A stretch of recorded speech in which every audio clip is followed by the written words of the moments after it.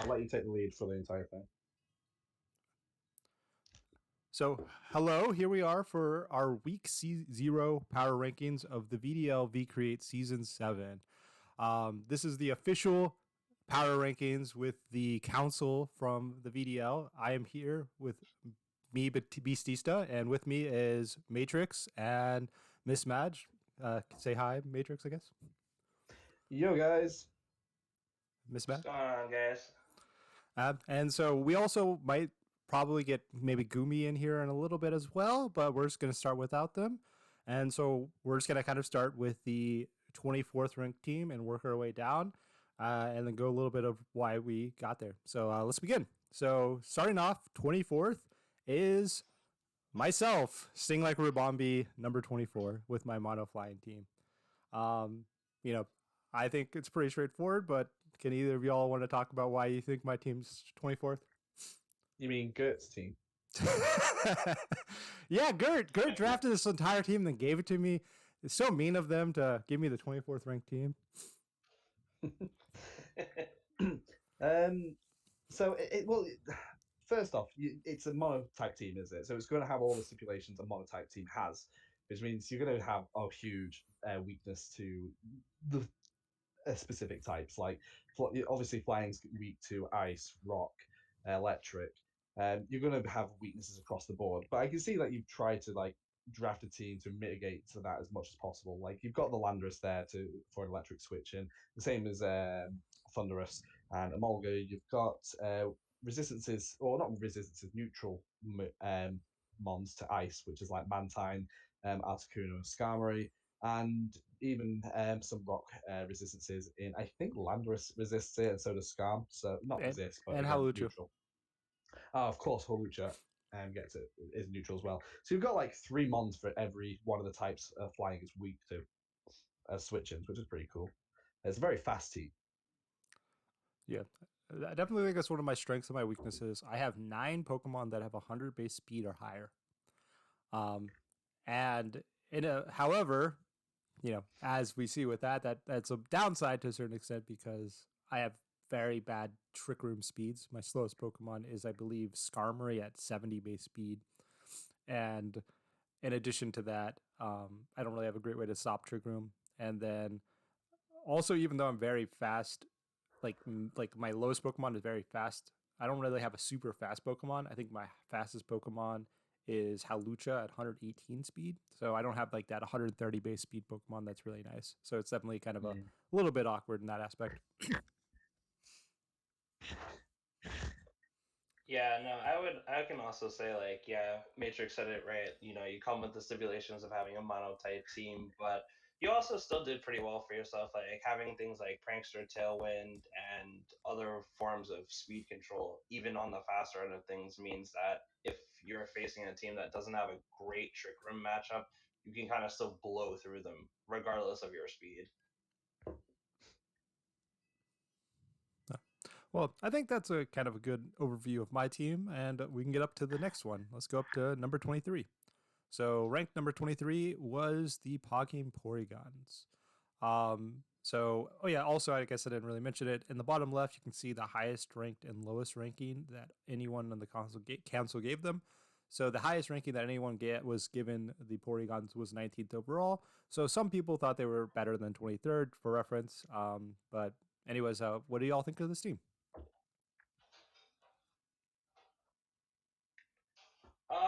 I think it's an okay team. Like, it has some interesting modes, like the Shell Smash setup with the Togetic, or the Togepi and the Blastoise, and the Shiinotic is kind of a nice little budget Spore user, but I feel like it struggles a bit, like, against really fast teams, just because I think most of the mons on this team are generally pretty, like, slow to middle tier.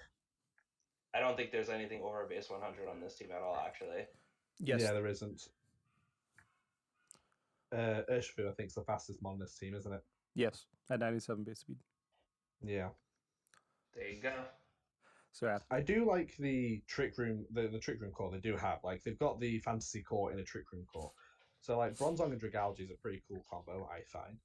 Because you can do like Sludge Wave Dragalge next to Bronzong. You can go Bulldoze Bronzong after Trick Room's been set to activate Weakness Policy on Dragalge. So that's a pretty cool combo there. The other issue, as you said, like they've got the speed tiers aren't exactly overly diverse. So up on the top end, in order to hit those speeds, you want a mon to be either scarfed or you're going to be forcing to be scarfed on a mon like Urshifu or like scarfed speed control like Blastoise Icy Wind, which isn't even the fastest mon anyway.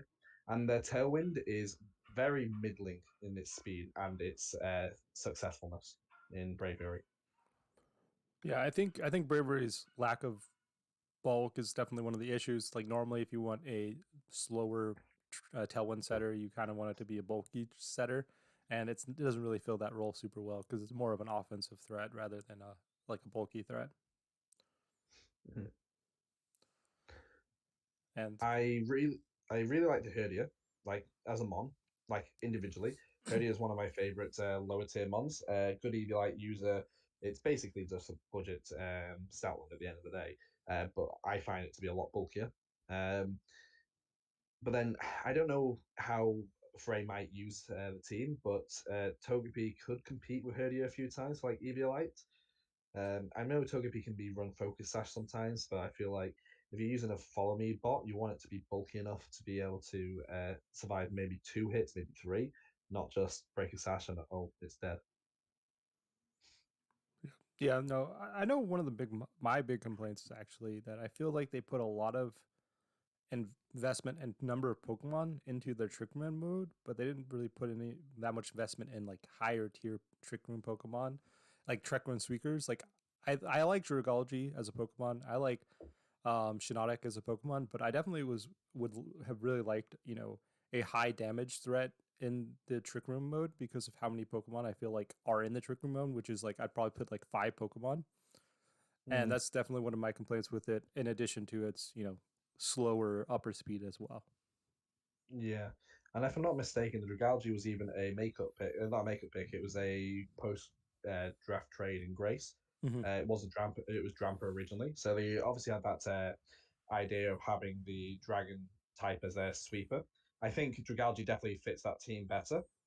Um, but the fact that you've got your best mode almost is full of like lower tier mons, like the Bronzong is good, don't get me wrong, but Dragalge is a bit more middling, Shiinotic is a little bit more middling, even Throw is a part of that Trick Room team, and again, that's a low tier. But yeah, so overall, I think that's a team. They definitely have some nice pieces with them, but I think a little bit of more focus in one of the cores. I think is kind of a big thing that would have made the team more higher on this list. With that, I guess we should continue on to the next one. So number 22, we have Rebellion. So first, before we start with anything, I have to say this because I don't want to hurt Rebellion's feelings. Suicune is amazing. I love Suicune. Don't I'm not saying anything bad about Suicune. Okay, you all can continue. No, to just piggyback off what you're saying, Suicune, great mon, brilliant mon, Entei, pretty decent, and Raikou. I mean, you're never going to get flinched with those mons, are you? But I think that's kind of where it starts to tail off after those three legendary beasts. The team just starts to be a little bit more messy, I like to say. Togetic's an all right pick, but and I like Trevenant personally. But I feel like you've doubled up on your types with like the Zoroark plus Guzzlord plus the Dragon Duraludon. You've got um, yeah, um, it just seems to be a little bit incohesive, maybe. I don't know what you think of that, Miss Mag. Yeah, I kind of have to agree. Also, one thing I wanted to point out that won't be reflected until the next week is that Garbodor actually got traded for a Kadabra, so he's adding more double up on typings by adding another Psychic type to this team. Yeah. So it further enhances that incohesive nature because I like the three legendary dogs. I think it's a cool sort of theme to build around, but he's pretty ground weak. The Togetic and the Trevenant and the Unpheasant can only do but so much. But outside of that, like I don't really see too many defined modes to this team. Well, yeah. So I know for one thing, I am a very big fan of the Toga Tick Trevenant partnership. Just get a clean trick room set up. Can't be Trevenant can't be faked out, and it's a reasonable trick room on. And I like Guzzlord to a certain extent as a backup trick room sweeper. I've drafted it before. I think it does work, but I definitely would like to have seen like another like maybe something better than that, like the Garbodor spot being like a good trick room sweeper. Um, the Zoroark, I used it last season. I don't think it's a great mon. But I honestly, I do really like the triple dog core. I think that is a very good core, and I can see that being very useful because they're all fast Pokemon. They all good stats. They two of them have very good damage output. One of them is just incredible at setting up with snarls and icy winds and tailwinds. And so like I like that core, but like I said, I think that Garbodor or Zora kind of being switched for like a different like also with typing wise, like getting rid of the dark, doing that. The Duraludon I'm also not super excited about, so it's like I guess the middle three and Duraludon I'm not super excited about, and maybe even Mr. Rhyme. It's okay, but not the most exciting. I like having the ability to have a fake out mon though, so I do see the reason of that. Yeah, I no, I agree exactly completely with what you said. So any other thoughts before we move on? Nah, I think that pretty much sums it up from where I'm sitting. So sounds good. Like I said, I like your dogs, Lucian. Don't yell at me. I love the dogs. I think the dogs are great, like fantastic, like excellent. And then the rest of the team follows along. uh, so, anyways, with that, let's go on to our next one, which is number 21, which is the oh my, what's the camera ups? I can't remember what the other thing is. That was Cambridge Camerups. oh, there we go. Yes, Cambridge camera ups. What are y'all's thoughts?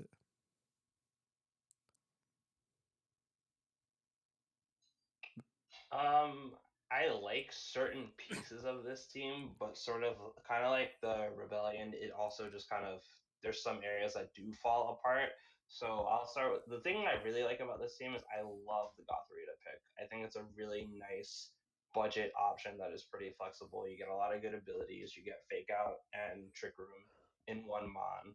And it pairs pretty nicely with like the Araquanid that likes to be under Trick Room and I guess even the Rhydon to some extent that also likes to be under Trick Room. But there's a few picks here I don't quite understand. Like I don't really understand the Skuntank, and I think I know that they said Shedinja was just like a Hail Mary pick, but Hate yeah, Ninja. Oh yeah, I that's hate Shedinja on their team. Their I do. two of their three biggest weaknesses are Rock and Ghost, and so it's like they're it's incredibly likely that four or to six of the Pokemon on your opponent's team are going to have Rock or Ghost coverage, and yeah, I don't I think that's kind of a throwaway pick, which is one of the reasons why I think the team's a little bit lower. Yeah. mm-hmm. Even flying, because if it hits flying hits those three mons, you can see Arachrid hit on top of him, Hako, come on, and it's like it's just too many moves that can be tacked on to just be like, why is Ninja there? Yeah, but I Um, mean, outside of that, I would say like if it had some more like definition in what it was trying to do, I would probably have ranked it higher. mm, I was going to say I do. one of my complaints is that they have a lot of like middle speed tier Pokemon, so they don't have like a great Trick Room speed Pokemon, and they also don't have like a super fast Pokemon. Their fastest Pokemon is Dedenne at 101, and I think the next fastest is 90 base speed. And they don't have like Tailwind, but they also don't have like alternative speed controls outside of Electro Web on Dedenne. And Dedenne is not a Pokemon you want to bring every week, and so they frequently seem like a team that's going to be outsped. Yeah. Um, I do like some of the individual mons on the team, like building around like if they were able to build like a stronger team around like Chandelure, Moltres, Araquanid. There's some really good strong mons on that that you can build with. I don't know if you definitely need Hitmontop and Komodo because of like double fairy weakness shared with Moltres isn't exactly ideal. Um, and I know, yeah, you can say that you've got well Magnezone and Chandelure as fairy switches, but both of those are also weak to ground. So it's sharing weaknesses, isn't it? Do you know something I would actually love to see on this team? Now that you mentioned the Kamo, I would love to see the Drampa here, actually, because they don't actually have a normal type. Like they have no real defensive switch-ins to like their 3 ghost weaknesses. And as a bonus, you might even get a little bit of Cloud9 action to save the Shedinja from any of the other weather teams, which there are plenty of them in this division. Honestly, not bad. I Yeah. could respect that as a switch.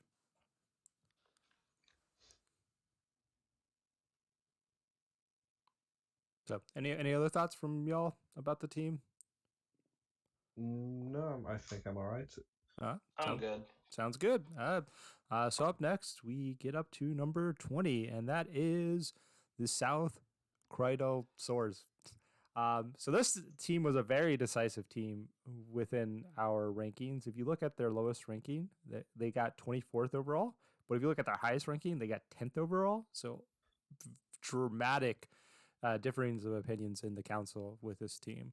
So I guess I'll start because I think my biggest complaint with this team is that they have a lot of Pokemon that I would describe as Trick Room Mons, or Pokemon that really want to be in Trick Room, with Amoonguss, with Exploud, with Toxapex, with Hippowdon, and even Magneton to a certain extent. And they only have one Trick Room setter, and the Trick Room setter is what I would describe as a bad Trick Room setter in Meowstic. Meowstic is a prankster mon that you namely want to use for its ability to set things up at fast speeds, and even though you get +1 priority on your Trick Room, it's still at what -5 priority. So so that's one of my biggest complaints, is that they have what I would say is 4, maybe even 5 Pokemon that really want to be in Trick Room with not a good Trick Room setter. And then other than that, I I definitely feel like they also have a lot of middling speed Pokemon that really need speed control with Exploud, Magmar, Dracovish, and Sylveon. And they, have an okay like Tailwind setter, but not the best in Archeops. So that's kind of my big complaints with the team. But I do like the weather mode. Dracovish does a huge amount of damage, and Meowstic is powerful. It's all you. What does the Excelgor get any speed control? I I don't. know it's a fast mon, but I don't know if it gets. I know it gets Struggle Bug, and I know it gets Acid Spray. You get But I Mudge don't. Okay, well, or Mud I Slap, mean, whichever one lower speed. okay. Yeah, so it's similar to like how Feeble deals with speed Yeah. control. So I suppose it's got some utility, just not very reliable for that speed control. What I do see on this team, and I've seen this combination since like I started draft leagues, very scary. Meowstic plus Amoonguss for Prankster skill swap spores. And I feel like this team is leaning a lot more heavily into Prankster skill swap. Like you can do that into the Archeops for the Tailwind and stuff, and it makes it a lot more reliable that way. It does become a little bit more passive of a lead though, so I suppose there is that. But I suppose the nature of like a hit hard, press buttons, Dracovish mode also makes up for the fact that he can be quite passive lead sometimes. You still have to prep for that really offensive pressure. Yeah, I think overall when I just look at this team, I really do feel like number one, it's just a bit too weak to fake out. Like, even if you don't have anything that stops fake out, or even have your own fake out, you just sometimes the team isn't necessarily too weak to fake out. But specifically with this team, is that it's very easy to just fake out the fastest mon, or the trick room setter or whatever, and then you kind of just get a lot of free hits. Like I feel like it's fake out puts on way more pressure than it would on basically any other normal team. And then it obviously just has some problem with speed controls that you guys have already talked about, right? Where for Dracovish, I just don't like the fact that the only thing he can the only way he can get speed control is Sand, Archeops, and Meowstic. Like those are all solid, but they're not the consistent form of Tailwind that you want. And then I think his TR mode is kind of a bit like too passive and maybe not strong enough if you really are wanting to sweep in TR. I still think that it has some potential. But overall, when I look at this team, I'm really not a fan. Mm. I do think we have to respect the fact that I remember he wanted Hitmontop in his original draft, and he made a mistake on the draft site and ended up picking up Hippowdon instead. So he was kind of just forced into tacking on this sand mode. Yeah, That's and also unfortunate. and also kind of like I agree with Gumi in a way that like a lot of these bonds just kind of get faked out, and that kind of stops the momentum. But he also has this unique thing with the Meowstic where like it does get quick guard, and because of the prankster boost, it actually will go before any fake out in the game, no matter what the speed tier is, because it's going to be at +4. So that's also something to keep in mind. It does kind of leverage him to have to almost lead Meowstic to get anything done and carry quick guard, but you know it's not as weak to fake out as you might think it is initially. That's a good point. I think my thing is like it's only tier setter is like Meowstic, right? Um, to where it's like there's just so many things Meowstic has to do. Like it's Mm. good and it's good on this team, but it just carries so much weight on this team where it feels like you need Meowstic to set up Trick Room. You need Meowstic to get up, uh, you know, speed control for Dracofish. You need Meowstic to get extra damage output for things like for your one specialist, your two special attackers, or there's a couple, but your really main special attackers, which should be just Sylveon, mainly, right? Like I feel like it Mm-hmm. does so much on this team where it's like there's so much it wants to do, and I just wish that like they had really gotten maybe a solid trick room setter or a really solid tailwind setter. There's not like much on the board right now, but I would have loved to see like a Tornadus, right, or a slow with this team. I know Fletchender is on the board, so there is a priority Tailwind setter on the board. But I I mean, understand. good one though. Well, yeah, that's fair. But I understand what you're saying, and I think that's kind of the agree. But like I said, I think they have some very powerful things with them. That's why they're not, that's why they're 20th rather than like 24th. Yeah. But I definitely think that their team seems very dependent on, I'd say, like 2 or 3 Mons, and that's kind of exploitable in a draft league situation. Anything else from anyone before we head out to the next one? Just one thing. I mean, if he wants to trade me, give me that Sylveon that he sniped from me. I'll be happy to take it from him. Fair enough. Nice plug. All right, let's continue on to number 19. Number 19 is the Holy Spot Warriors, whatever, Rex team. Holisapod Warriors. Anyway, so I think this team is actually tied with the team above it, and I believe the tiebreaker we use with them is the median score of Oz. So they ended up having a highest score of 12 and a low score of 22. So anyways, who would like to start? Gumi? Okay, I mean, sure. I will say I think that there's a lot of interesting and cool pieces on this team. I think I had it higher than 19. I might have been that 12th one. I don't know, but I was actually the 12th. Okay, so I was somewhere between I think like 13 or 16, but I really like stuff like Kangaskhan. I think the Inteleon's interesting. Tornadus, Theory, Zaman I've always liked. Like I look at a lot of these pieces, Rotom, Aggron, Marowak. There are a lot of really cool pieces on this team. I think when it comes to its like its main problems, the first one would be I'm not really sure about Duosion for Trick Room. And I think with this team you want maybe a more consistent tailwind setter. Like Tornadus Syrian is good, and it is fairly consistent, but like I don't know. I think overall there are just some pieces that are lacking here. I don't really know why it's 19th. I'm not gonna lie. Like actually looking at it, it actually looks really solid right now.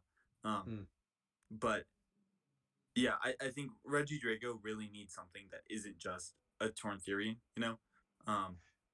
and there are definitely some weird pieces. It's also very special oriented, and so when your main physical attackers are Marowak and Pangoro, that's just not a very well balanced team in that sense. So I would say like a high tier, strong physical offense mod, and a consistent tailwind setter would kind of bring this a couple leagues higher, you know?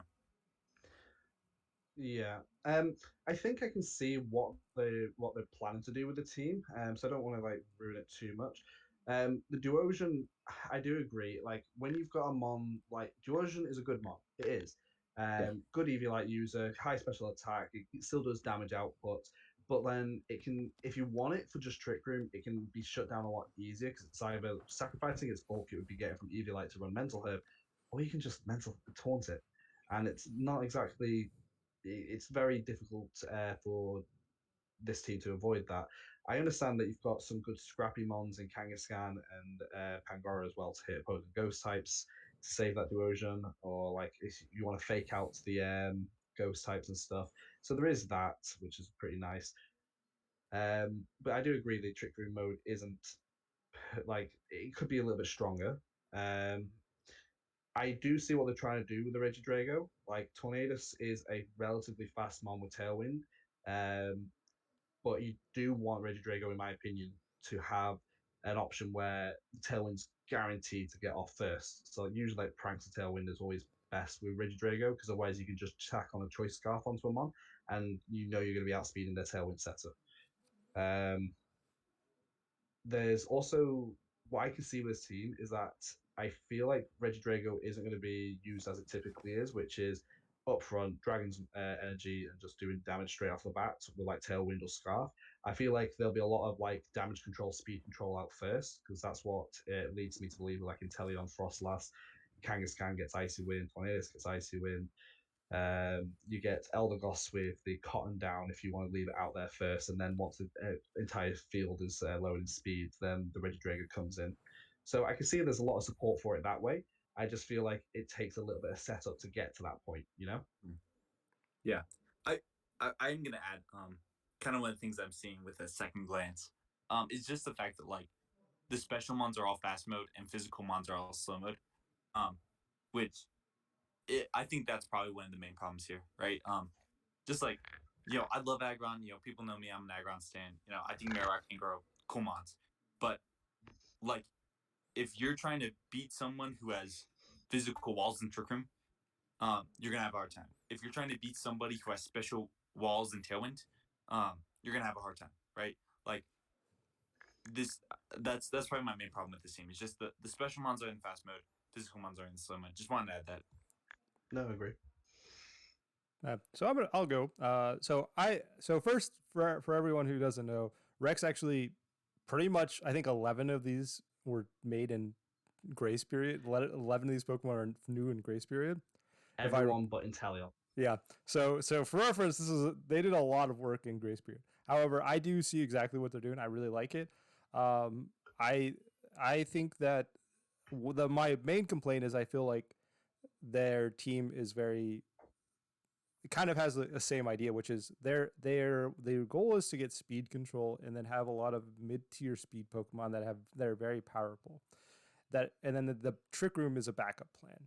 So Marowak, Aggron, and Pangoro are Pokemon that can be Trick Room mons, but are at the speed tier that's fast enough that they can actually outspeed quite a few things in Tailwind, and or with maybe -1 from like an Icy Wind or an Electro Web or something like that.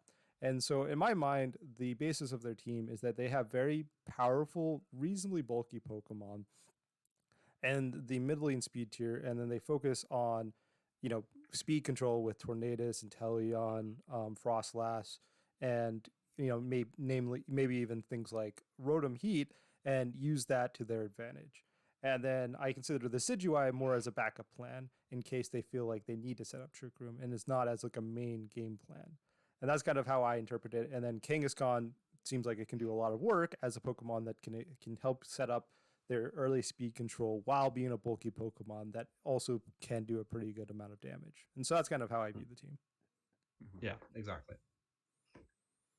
Yeah, I mean, kind of just chiming in on what you guys said. I think I've put this team probably somewhere closer to like, I don't know, maybe 14, 15, 16, because it's got just a lot of strong offensive threats and just a lot of bulk. Like you're not going to tear through this team with just one fast sweeper. Like a lot of things on here have a lot of bulk. He's got a lot of ways to debuff and kind of slow you down. But the modes, I'd agree, they do just need a bit of work. Like, I mean, Kangaskhan's a great fake out user because can't be faked out, can also fake out ghost types. But I feel like even maybe if he had like maybe a sliver of like redirection for like some of these slower but stronger mons, it might, and even for a Trick Room, it might be like a much higher ranked team.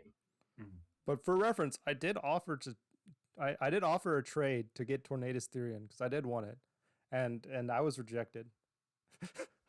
I was gonna trade my Tornadus for their Tornadus. They didn't want it. Really? Yeah. I mean, I feel like if you have that chance, I don't know, man. I think I'd take, your Trineus all day. Hey, I think it's because you really wanted the Rotom Heat and the Reggie. Probably why he couldn't afford it. Yeah. Yeah, with his 3 T2s. Yeah, that's fair. But anyways, for reference, that was offered. They didn't want it, so they like their Tornadus Therian. Anyways, with that, I think we can head on to the next rank. So up next is number 18, and that is the Drowsy Dracozolt, which, like I said, I believe tied when our ranking, but we had a tiebreaker with them. This is another team I think has a pretty high diversity on people's opinions. We have the lowest rank of 24 and the highest rank being 11. So what do any of y'all think about this? Well, Otto hates this team. Yes, well, Otto, surprised. Otto is the one who ranked 24th. Yeah, and I'll say, like, the big problem here is the ground weakness, right? Like, his only resist is a Volbeat to ground. Only. And you have Salazzle, Omastar, Luxray. So it's just like, and you can hit with special ground. I feel like you hit a lot of this team really well, right? Ferrothorn sure is pretty bulky, but it's not gonna have an easy time hitting special ground, right? Like if special ground attack hits it, like I don't know. There's just a lot of things here where it's like, the main thing is definitely just the ground weakness. I'd also say that, like, Masenko really likes, these slow, bulky, maybe more trick room oriented teams. And I'm just not a fan of that style, right? I'm not saying it's a bad team because of it, but personally, I just don't like the fact that, like, you are so vulnerable turn one, where you have to try and get trick room set up because you don't have any other fast mode, and you have Gothitelle, and you're just vulnerable. Like, that's just a very bad position for me. I just don't like that. And I think Ferrothorn, Politoed, cool, interesting stuff, but overall, I'm just not a fan of the archetype. I'm not saying it's a bad team because of it, but I don't know. That's probably why I had it ranked kind of low. I'm just not a fan of this archetype.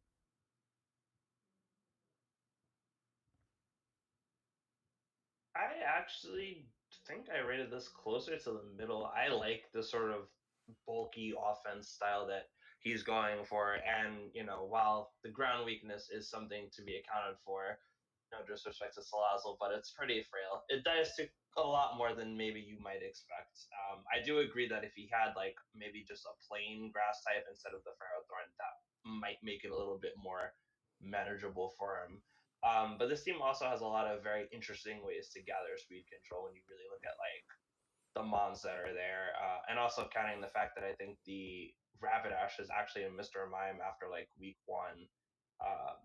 Like Luxray can do a lot of debuffing stuff. Gothitelle on its own really forces you to lead correctly.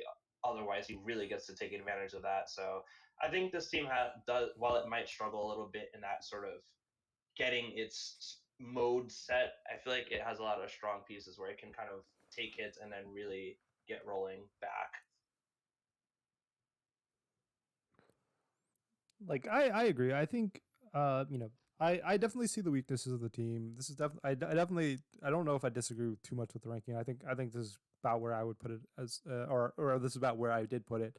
But I definitely like some of the aspects. Like I said, I think the Gothitelle is a very powerful Pokemon, especially when you have Pokemon that when setting up can single-handedly win you a game. And I think that's where the big strength of that comes, because if your opponent doesn't lead in something that can deal with Ferrothorn, you can get up multiple iron defenses and things like that, and kind of get into a situation where it's pretty much, you kind of are in a losing position if they don't lead properly into that. And in addition, they also have like Shell Smash on 2 different mons that can also be very concerning with like fake out support on Gothitelle. I think Gothitelle kind of is the linchpin that holds this team together, and without it, it's probably probably close to 24th ranked team without Gothitelle. But Gothitelle definitely connects its slow mode and its fast mode by being able to be the fake out support or the trick room setter. And they have, Politoed, which helps make Ferrothorn a more, significantly harder to kill Pokemon, especially if, you can pair it next to like Gothitelle for fake out support. And that's kind of the idea. I think, it does well. And then, like we said, they like bulky Pokemon. A lot of these Pokemon are quite bulky, and so they can kind of even take some hits and, and be pretty well at kind of counterattacking. But like I said, I think my big focus is kind of just how a lot of their teams kind of setup focused, or one to be in Trick Room or something, and the best Pokemon that they want to lead is Gothitelle, which can kind of punish any mispredictions. No, yeah, I agree. I think one of the things I like about the team the most is as we say, the defensive capabilities. Is the fact that we've seen in these certain metas that Perish Trap can be so difficult to break and can just win games outright. Mm-hmm. I know teams will be prepping for that more than they would do if it was just a random matchup. But even still, we saw last season how well Perisong Polito did, and that was on a team that wasn't exactly built around Perish Trap. It was built around Rain that just supported it well. And I still think like Politoed is well supported. Ferrothorn's a great switch in for a lot of for Politoed. Gothitelle with a Shadow Tag is brilliant for it. Gudra is just bulky as heck if you want it to be, and then you've got that Intimidate support as well with Luxray. So I feel like those 5 mons alone are pretty good. I do feel like some of the mons like Poltergeist, Rapidash, and even Omastar. I know Omastar is a Swift Swim mon to go with Politoed, but I feel like those 3 mons in particular are kind of like, well, what are they really bringing to the team? And as weird of a pick as Vullaby is, I think it still provides a lot more than what those other 3 I just mentioned do. Like it's a lot more defensive than those 3. I suppose Rapidash can hit hard, but I always feel like Rapidash is underwhelming, and I think that's kind of what some of these picks are. They kind of just are blatantly underwhelming. Like Rapidash, in my opinion, is an underwhelming mon. Luxray can be underwhelming if not used to its peak potential. Armorstar, I despise, and I just think it doesn't do anything brilliantly. And then Poltergeist, I don't really see much of Poltergeist, so it's really hard to evaluate. But the other mons, the other side of the thing, like the other side of that list, I think are really good and provide a really good defensive core. Maybe if he just shows up as a little bit more into better for ground switchings, then maybe we're looking at a much higher ranked team for a defensive output.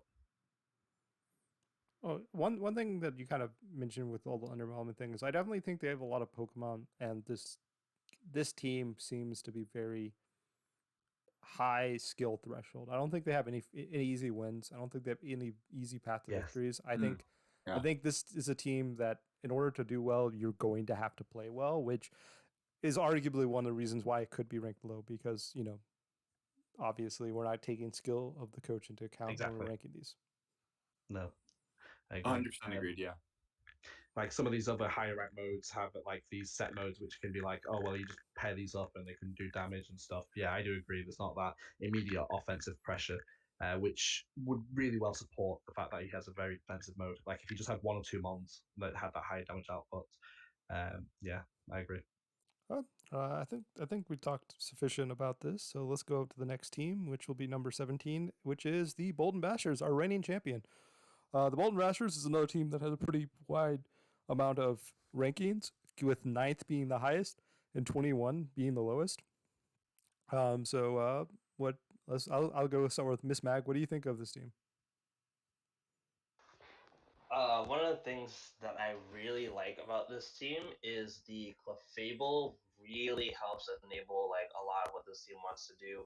It helps the Spectrier set up or just do damage. It helps get the Trick Room off from the Uxie.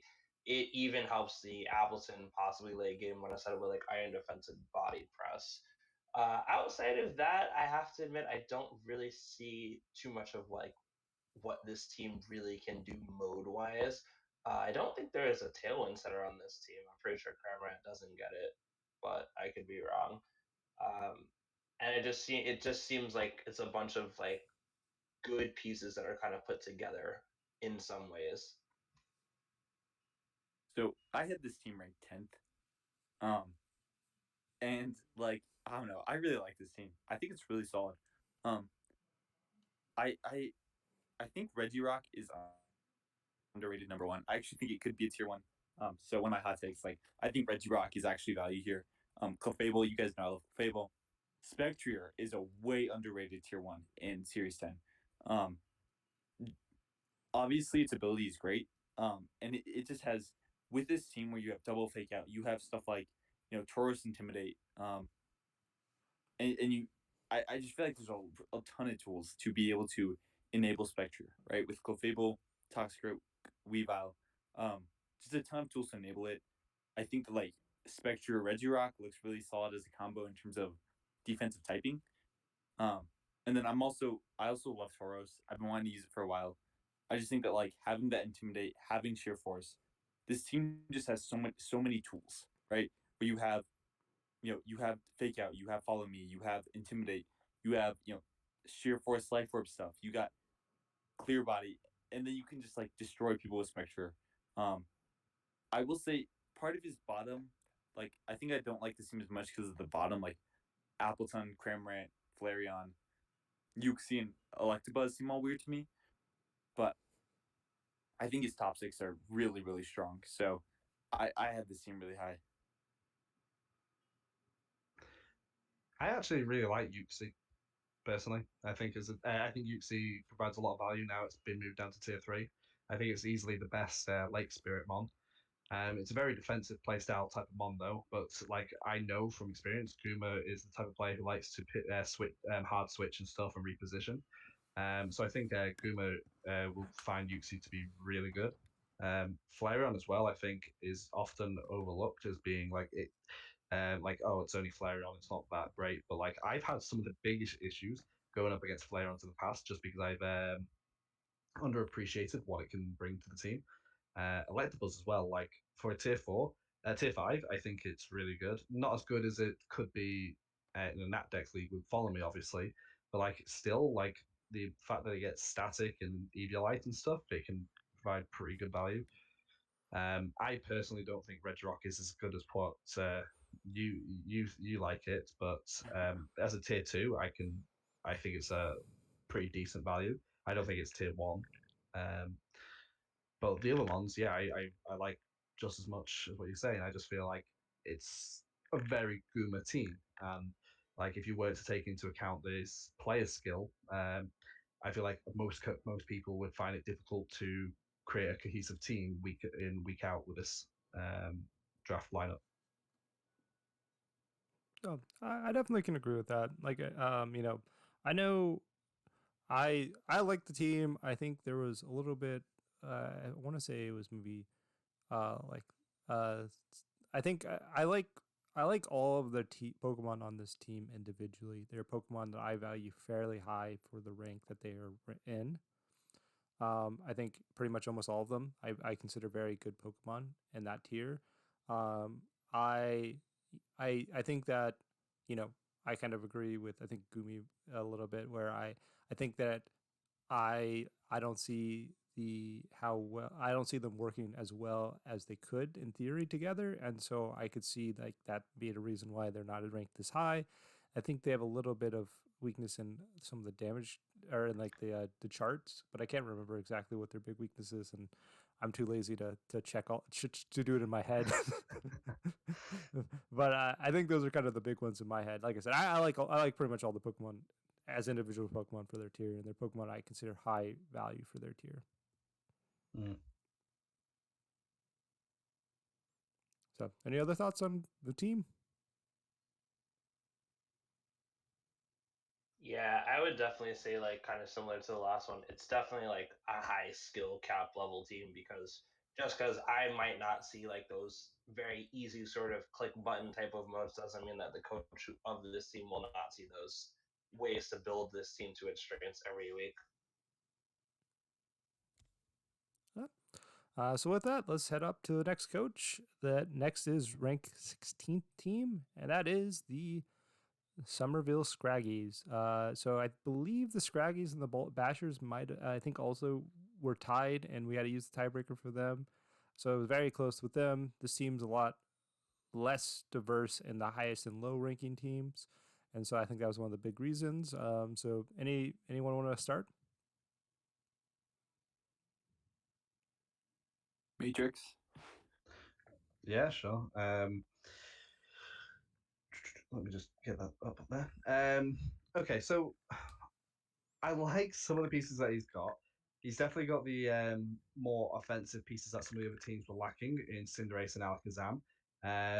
Like both were quite high tier. One's physically offensive, one's specially offensive. They're both fast. Alakazam with the inner focus is nice. I really like Grimmsnarl on any team. To be honest, Grimmsnarl I think is a mon that can fit into pretty much any team you want. It pairs well with the Avalug for like own tempo swagger shenanigans if you want to do that. Um, it provides a lot of much needed bulk for like Cinderace because the Cinderace isn't exactly the most bulky, but with some screens it can help. And a lot of other pranks and support moves like the fake tears and stuff is nice. I do think that it overlaps a little bit too much with their round one pick, their Purloin. Like they're both dark types, they're both prankster. Purloin easily one of the best tier 5 mons. So I can understand why they went and got it so early. But then later picking up Grimmsnarl as your tier 1, it's like I don't know if that conflicts with each other a little bit too much. I know they're both separate style of prankster mons, like screens and stuff and general disruption, but it has to be noted that they are pretty similar. Um, I'm not a personal fan of Cabalion. Like I like Cabalion as a mon. I just don't think it brings a lot to most teams. Um, but the team itself, outside of that, I don't see a lot of inherent modes or anything. I don't have a load of strong opinions about the team, to be honest. Someone else might be better off to explain a bit more. Yeah. There's definitely some solid offensive pieces. I really like the Cinderace, Alakazam, Cobalion, Grimmsnarl. Really solid stuff. I will say that I guess basically everything else seems so pointless to me. I don't get Orbeetle. The trio's interesting, but I don't really think it's solid. Then you have random stuff like Executor, Alola there, Vaporeon, and especially that Purloin, right? Like I think overall his he's got some really solid stuff, right? I mean that's why you have Grimmsnarl, Cinderace, Alakazam. Like I think there's some really good stuff to work off of, and that's why it's a pretty middle of the road team, right? But when it comes to what this team could do to be better, I would say it'd be investing in a tailwind setter because you have two trick room setters that I feel like don't really do much at all for you. And then you have, your main solid offensive pieces all work in tailwind and you don't have a tailwind setter. And then you have something like then you have the double up with Grimmsnarl and Purloin, where it's like even if you're trading Purloin for like a low tier tailwind setter, I think that would even make this team better because this team really wants to go in, go fast, you know. Um, so Grimmsnarl though great, Cinderace great. Like there are some really solid stuff here. So pretty solid team. Yeah, I don't hate the Cabalion as much as Matrix, but I definitely agree. I think some of the bigger problems is just there's a couple of Pokemon that seem to not super fill a role that well on the team, and they definitely seem to be a little bit dependent or a little bit overly invested in Trick Room setting up without having a great Trick Room mode. And I think those are kind of the big reasons why it's not as good, despite having some very powerful Pokemon and a very powerful core, like y'all mentioned. Mhm. And they took my Rotom fan, so I'm sad. Yeah, well, they took my Avalugg, so I'm also sad. I think Avalugg is really nice value down in tier 5 as a good checkmate mon if you can burn your opponent out of special attackers or just force them to bring them every week and you don't bring Avalugg, it kind of works in your favor. But kind of going with what everyone else has said, it does seem like there's a lot of damage output on this team, but like other than that, it does seem just a wee bit scattered, just because those modes aren't really terribly well defined. And I really don't like Grimmsnarl and Purloin overlapping because Purloin is more of a prankster weather setter with like yawn and all those things, and Grimmsnarl is like screens and fake tears. I just don't really think this team really needs. I mean, I don't think they really need the weather setters. I don't. I would be more inclined to have them pitch back Purloin, but I understand Purloin's like super value down in tier 5, so maybe that's something they can look towards doing later on in the season.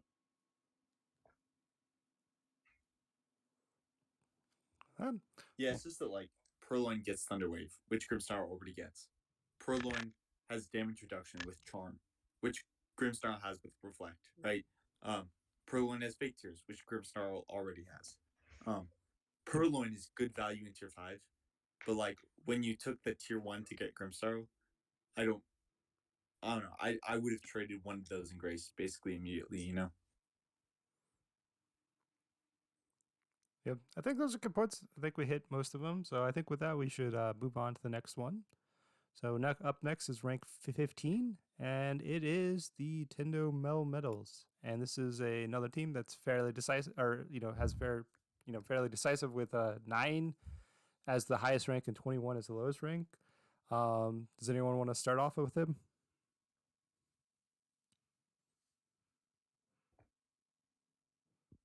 Okay, I will. So first off, I think the first thing I want to. Okay, so there are some good modes on this team, or clear modes. I'll say clear modes.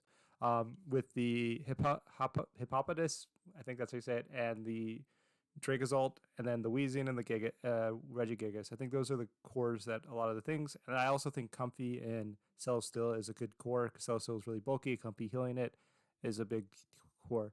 My problem is with the team, and why I personally I think ranked it pretty low, is I think some of these cores are not the best. Um, we've seen Gigas Weezing be very poor historically, so I'd like to see it actually do some work, but from my understanding so far of what we've seen, it has not performed particularly well. I'm not a huge fan of a weather mode focused around a weather setter that is not a great Pokemon, and Hippopotamus is not a great Pokemon. And then, in addition, I am not a huge fan of Piku Miku. I don't know how to say it. The one on the top right. Yeah, I think it's just a bad Pokemon, and they kind of just wasted a pick on it. And so those are some of my complaints and some of my things of this. Oh, and then I think Dracozolt. I think I'm not a huge fan of Dracozolt in the general sense. I think it can be powerful, especially in the sand, but I think it's one of the worst of the fossils actually in this generation, because I think Vicious Run is better than and Bolt Beak just because ground immunities and there's more Lightning Rod users, and in addition, it doesn't get its secondary abilities aren't that good, and Hustle because it's not a Dynamax format.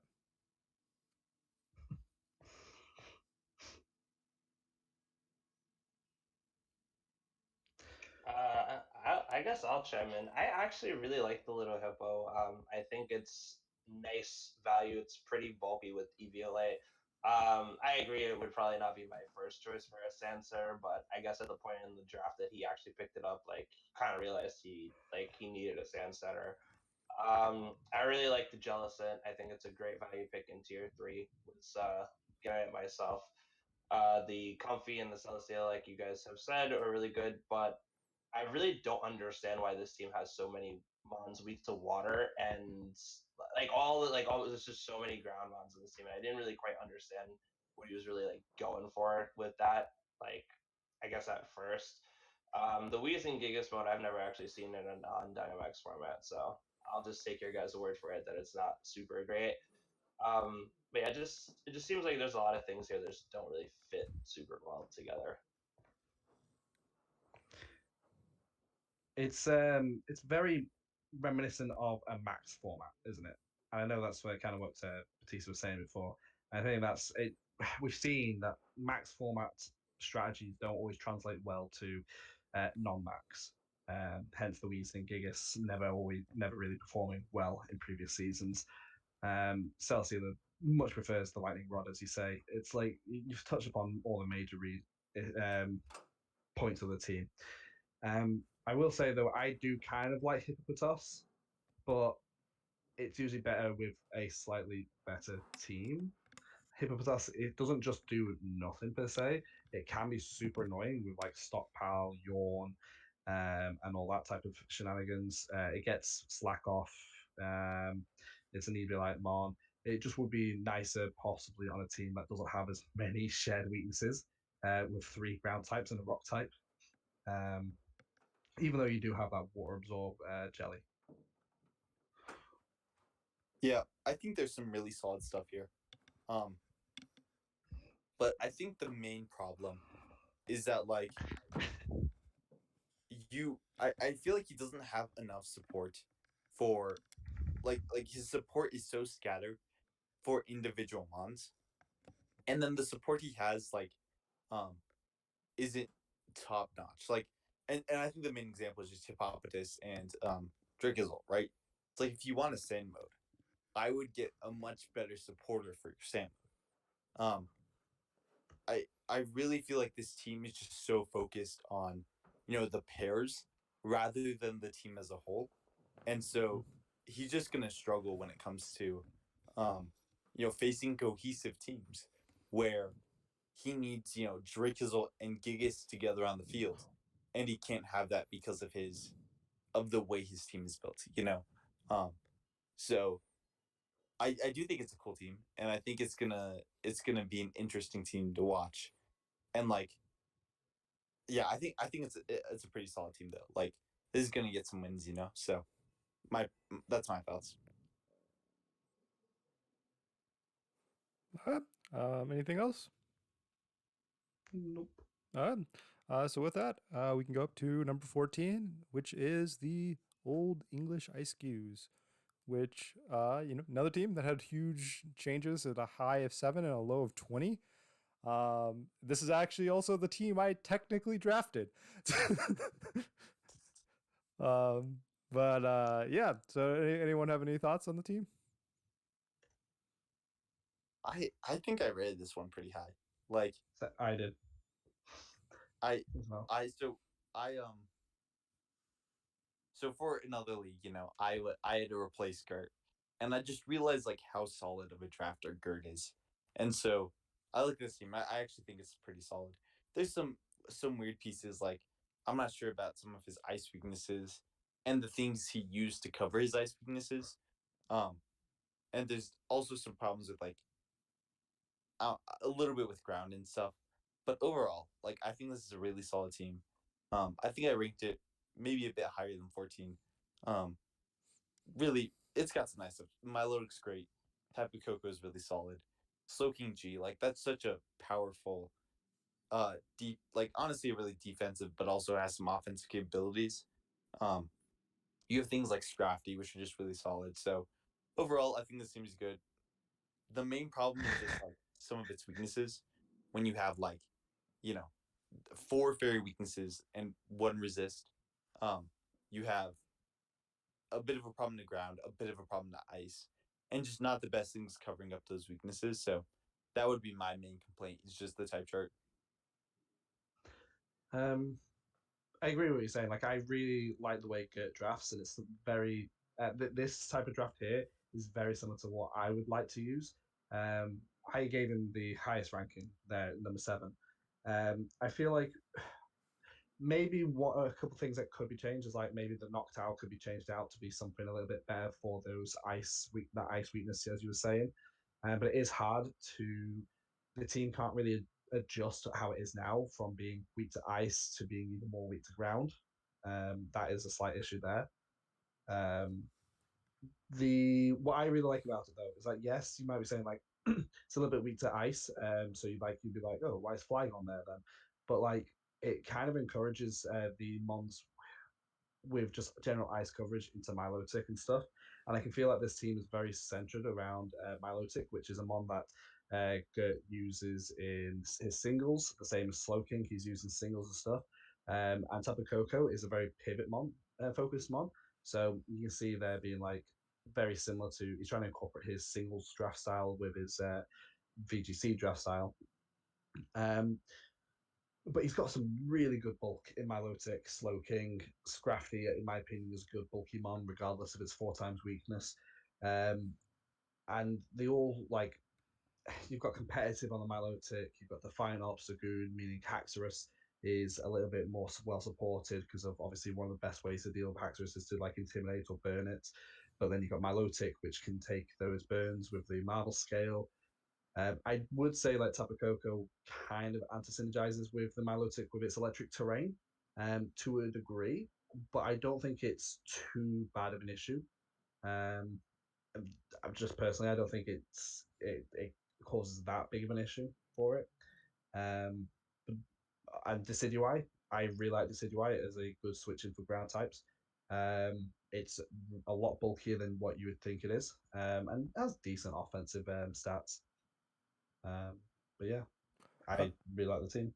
So one of the things I think that you kind of were asking, I think I have the answer to is I think Tapu Koko setting up electric terrain is a little bit dysynergy with melodic, but it also has a little bit of synergy because electric seed increases the defense of a Pokemon, and so I think the main core that they're thinking of is electric seed on the melodic activated or to give it a +1 defense to start off. So it's natural, very high special defense is with that, and thus it kind of becomes really hard to kill. Obviously, you have the downside of increasing electric coverage into it, but I think that was the main idea behind it, or at least in my mind.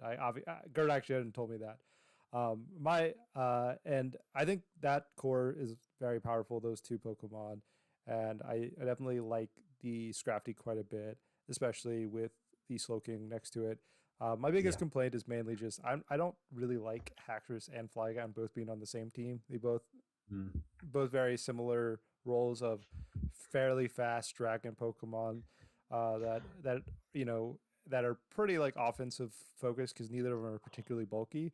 I definitely would rather one of those two be a different Pokemon. I don't know exactly what I'd want it to be, but I definitely think that they kind of overlap a little bit. And I agree that Noctowl might not be the best because of the ice, but like I said, I'd rather get rid of one of the dragons to improve the ice weakness because I do like having the option of having something like Tailwind. Currently, their main speed control is Electro Web on Tapu Koko and Icy Wind on Wartortle, and or setting up their Trick Room, which that's kind of the thing. And so, but I definitely think that kind of the main reason it's as low as it is it's having very bad weaknesses to fairy. Yeah, this was definitely one that I actually kind of ranked a little bit lower than I think most of you did just because of the type chart.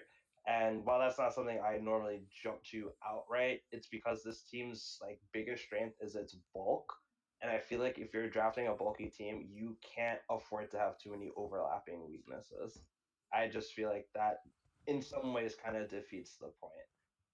But I mean, he's got a great ways to mitigate a lot of those things. He's got Intimidate. Obstagoon has quite a wide array of different support moves that it can use in addition to being offensive. Coco gets screens. So, like, he has answers for it, but like, the fact that he's kind of caught in, like, this sort of pin between, like, ice and ground and even fairy weaknesses makes me rank this just a little bit lower, despite how bulky and well-rounded this team can be outside of that.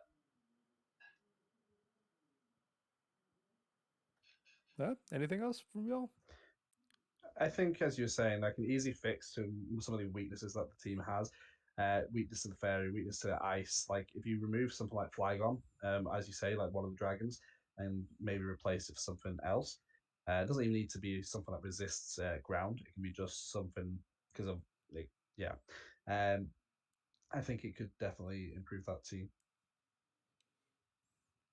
All right. So let's head up to the next one. Up next is rank 13, and it is Miss Mag and this Miss Magical Marauders. So I guess we'll let you start with it, Miss Mag. All right.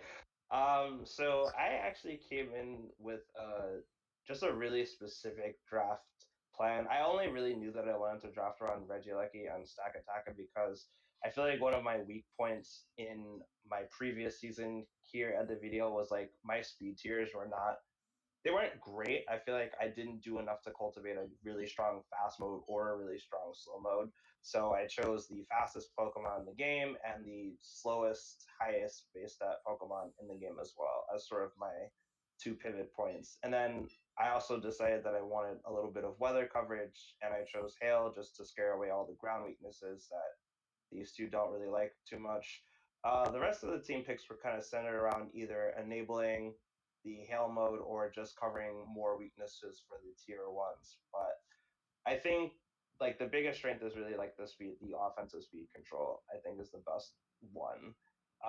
My team is a little bit weak in the TR department. I will admit it is not. It rests a lot on Stack shoulders to have to deal with TR, but I think like I can play well in some cases to manage it. One thing I do want to say is you in grace period you ended up picking up Butterfree, and I really love that pickup. I think it helped make your team a lot more cohesive and help share up your stack attack because it has the 4 times resist and immunity to 4 times resistance to fighting and an immunity to ground with redirection support. It also gives you, sleep powder that's relatively fast and tailwind to hit some of your middle speed Pokemon. And I definitely think that's one of the Pokemon that I definitely think helped make the team a lot more powerful. I also think that the Ninetales Arctivish, I think, is kind of the best combination of hell that exists. And so I think it's very powerful, especially because Ninetales has very high base speed. You can get up or Roravel, which makes some of your Pokemon really hard to kill. And then yeah, like I said, I like Vicious Friend. I actually think I was the highest rank person who ranked you the highest. Actually, I actually very much like your team. Wigglytuff is not the most exciting, but it's competitive, can be useful to kind of help deal with some intimidates on Stack Attacka, and then Regieleki is just a very powerful Pokemon, especially with some Pokemon that are in the fairly high speed tier with like Electro Web, like your Ninetales or the oh my gosh, whatever, the dragon. I forgot the name. Hydreigon. There you go. But yeah, but like I said, I really like the team. I like pretty much every Pokemon on the team, and I really like the pickup of Butterfree and Grace. Yeah, I'll say like I also rank this team high. I think I ranked it like fourth. So I also had a really high ranking. I just love the speed tiers, dude. I just love the fact. I love the concept idea of a Lucky Stack Attack. And you know, I'll let you in on a little secret. Like I've already been prepping a little, So I'm just like looking at this team while prepping, and I'm just like so impressed by how solid these speed tiers are. And so I rank this team pretty high as well. I just think it's so solid. Um, you have weather, you have trick room, you got some tailwind stuff, you got a fast mode. Um, I kind of maybe would like some like higher offense Lochimons, but like I don't know, that's kind of hard to find. So like overall, I just Haunter's a great pick. I love this team. I think it's great.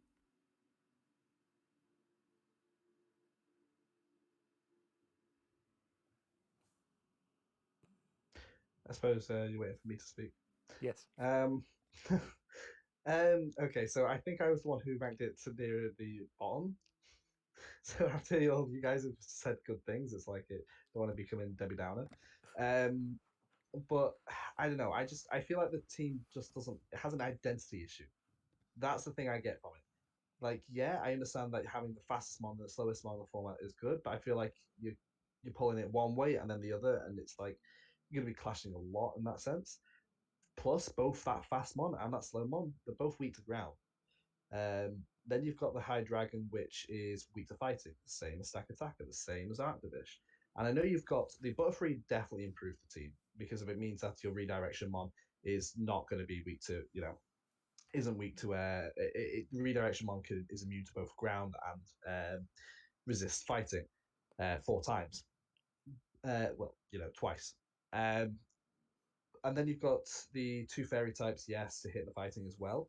But I think the Hail mode is possibly the best part of your team. I really like Artifish, I really like Ninetales, it's my favorite mons. I just feel like Stack Attacker as a mon, underwhelming. Regieleki as a mon, underwhelming in draft. High Dragon as a mon, underwhelming. A lot of it is just to me, it's just like no, it just I don't know, it just doesn't click for me. For me, Wigglytuff again. It's a good frisk mon, I suppose. Got competitive, but it's again to me underwhelming. I feel like I'm going to be repeating that. I don't mean to be really cracking on your team or anything. It's just for me, it's hard. It just doesn't. It just seems, as I say, a jack of all trades. It's got a lot it can do, but nothing it excels at, other than that hail mode. Oh, no, it's perfect that you're here. This shows that why we have the highest rank being third, but the lowest rank being 20 is that there's definitely some strong difference in opinions in some of these aspects. So, any thoughts from anyone before we move on? I'll just say one thing to. I definitely do agree that the team does seem like a bit of jack of all trades, and I think one thing I realized when I wanted to draft this style of team is this is a team that is sort of like it meets me at my skill level. I like having a lot of different mons with wide move pools, especially like if you look in the move pools for pretty much every mon on this team that's not Regieleki or Stack Attacker, they have pretty depth. They have a lot of depth in their move pools, and that's something I really come to enjoy. It's unfortunate because I was kind of debating getting Salamence over Hydreigon because it better supports the non-ground weakness while also not being weak to fighting. But I believe the Gert Batista combo picked that up like really right. There were so many times before, like being in front or behind these two, where they got a mono I was thinking of, and I had to really like pivot a little bit.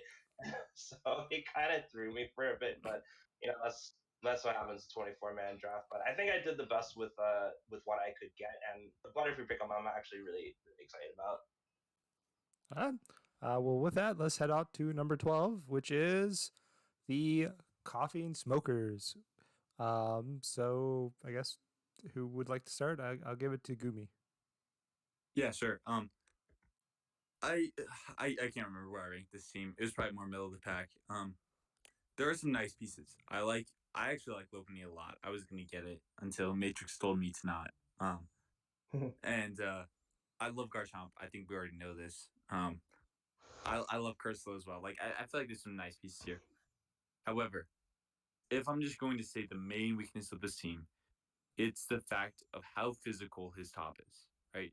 Um, I like I like Garchomp spam, EQ spam. I think Talonflame's interesting, but overall, like I just look at some of these pieces, um, and I just don't think he needed to invest in physical offense in the way he did. You know, um, I I would have loved to see like a special flying mon instead of Gyarados. Um, I would have loved to see. I would love to see like 2 other mons instead of Conkeldurr and Bisharp. And if you have maybe some like, if you have a good mixture, then you don't need Defiant, right? On Bisharp. So overall, like that's my main problem. But I like some of his Trickum stuff. I think his fast mode's pretty good. I love Talonflame Garchomp. I think it's a great combo, and it's what I based my team off of last season. I didn't want Talonflame, but I got Tornadus, right? Like, really really good combo. So some nice stuff here. I think its ranking is very much deserved. Um, but I would say if I was to pick something, it'd be kind of that top physical core for sure. Matrix? Yeah, I kind of like the team. I had a hard time placing it. Originally, I had it a lot higher than what I ended up with. partially due to what like Gumi was saying. Like I started to really look at the team a bit more, and like as you say, that upfront like this high speed physical mons and stuff, a little bit more diversity there.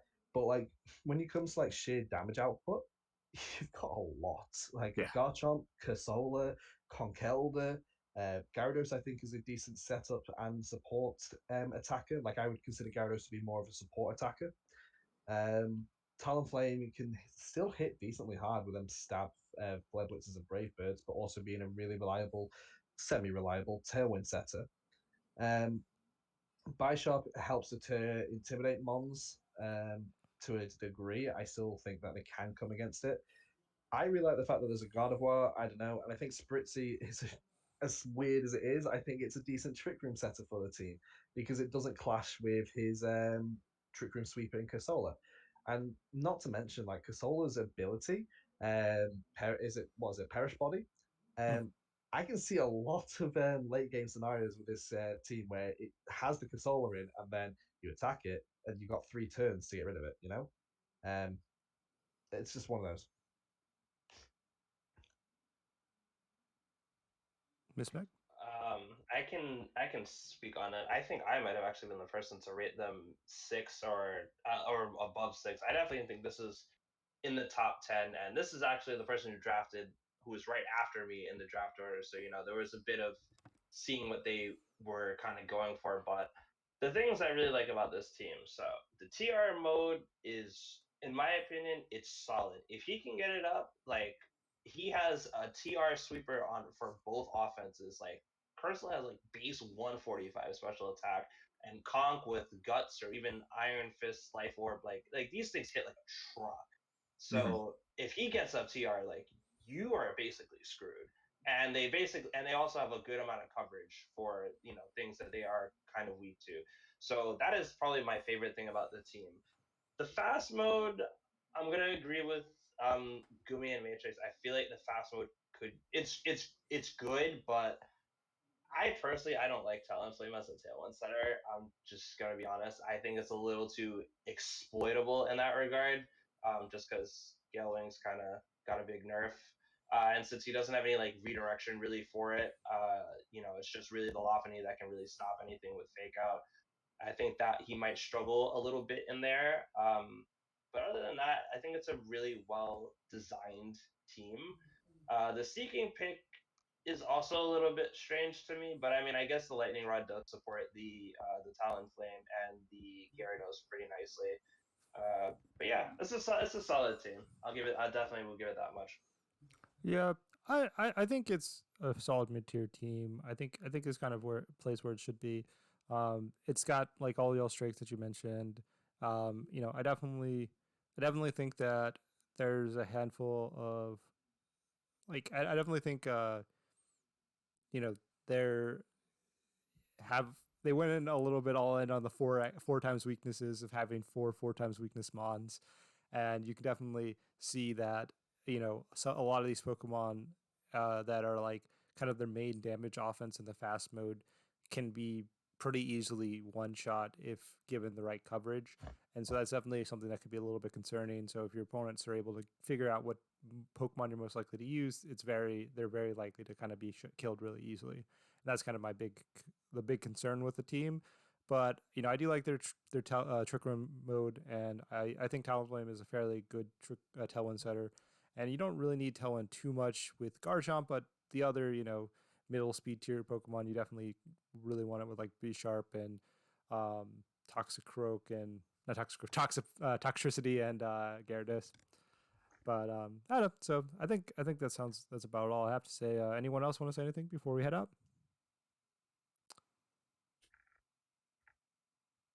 Okay.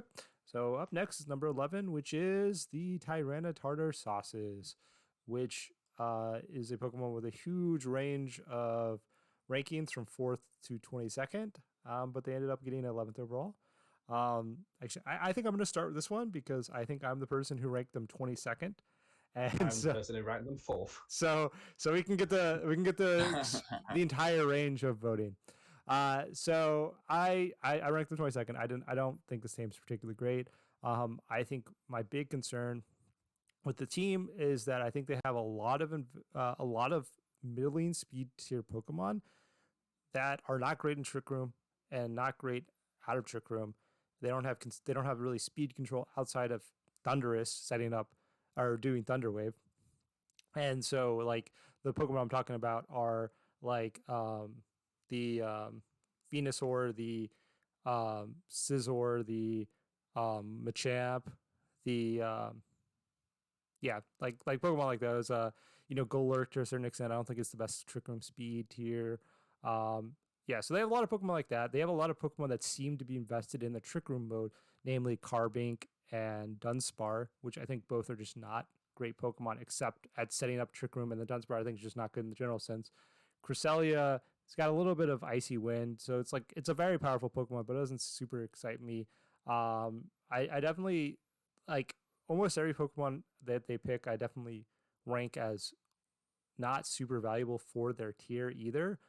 And that's kind of another thing. Is like I think they have a lot of Pokemon I don't particularly value high. They seem to have a lot of medium speed tier Pokemon without great speed control. A lot of frail Pokemon, and a lot of Pokemon. Yeah, I don't particularly value super high. I think that's my main complaints with the team. And I also don't think they have a great type chart either. So, anyways, that's what I have to say about it.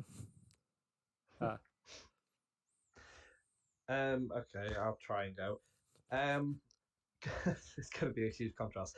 I don't think it's like for starters. I don't think it's anything perfect by any means. I think all the teams are really close in rank anyway, so it's really hard to pick one over the other.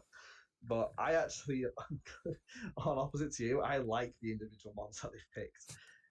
I think Cresselia is so annoying to prep against. And it's well supported as well. Prankster Eerie Impulse from Thundurus or Intimidate plus Parting Shot with a Torracat. It means it can just sit there, be bulky, and do its Cresselia thing, which is super annoying. It pairs pretty well with the Golurk outside of Dark types because you can do like Golurk is able to hit dynamic punches, no guard into Dark types. It's also able to Earthquake next to Cresselia or Thundurus. I really like the Carbink on this team, only this team, because I don't like Carbink usually because of its 4 times weakness of steel means that it's not going to be doing much. But if you look at the team itself, there's no other mon weak to steel, so you're going to be hard pressed to wanting to bring steel coverage just for the Carbink. And then outside of that, you've got a lot of defenses on that Carbink, so it's going to be living a lot of hits. Machamp, I always find is a little bit underwhelming, but it does get a few good coverage moves. It gets some pretty good. It gets guts as well, so it's got guts Flame Orb. That's a very obvious spring for it, but like it hits very hard when it does. Like I'm pretty sure a guts close combat from a Machamp is nearly enough to do huge amounts of damage, even into a Cresselia, which is on this team. Naganadel, since it's been moved down to tier 2, was actually a decently special offensive mon. It is a little bit. I always thought it was underwhelming for a tier 1, but I think it could be decent as a tier 2 because of that beast boost ability and helping it steamroll, which is obviously something this team kind of lacks. Is some of the offensive pressure. I'm interested to see how the Venusaur performs on a team that isn't centric around Sun. So it'll be interesting to see if Venusaur has a better niche than just being a Sun bot with Sleep Powder. I'm not sure how it will fit into this team, but for a tier 3, I think Venusaur is a bulky grass type that can do a lot of different things. It can start relying on other modes other than just offensive chlorophyll. Crawdaunt, obviously, really powerful adaptability mon. And maybe he has doubled up a little bit too much on the physical mons with Crawdaunt, Scizor, Machamp, and Golurk. He does have a few priority attacks though with the Crawdaunt and the Bisharp and not Bisharp, Scizor. So he's got some priority attacks, strong priority attacks to make up for his lack of speed coverage. I do think I would have liked to have seen a bit stronger Tailwind, but like Prankster Thunderwave is pretty good. Cresselia is a really good Trick Room mon, not just Carbink. And I understand Dunsparce is more of a meme pick, and I wish it was something a little bit better. But for the most part, I think the team's pretty solid.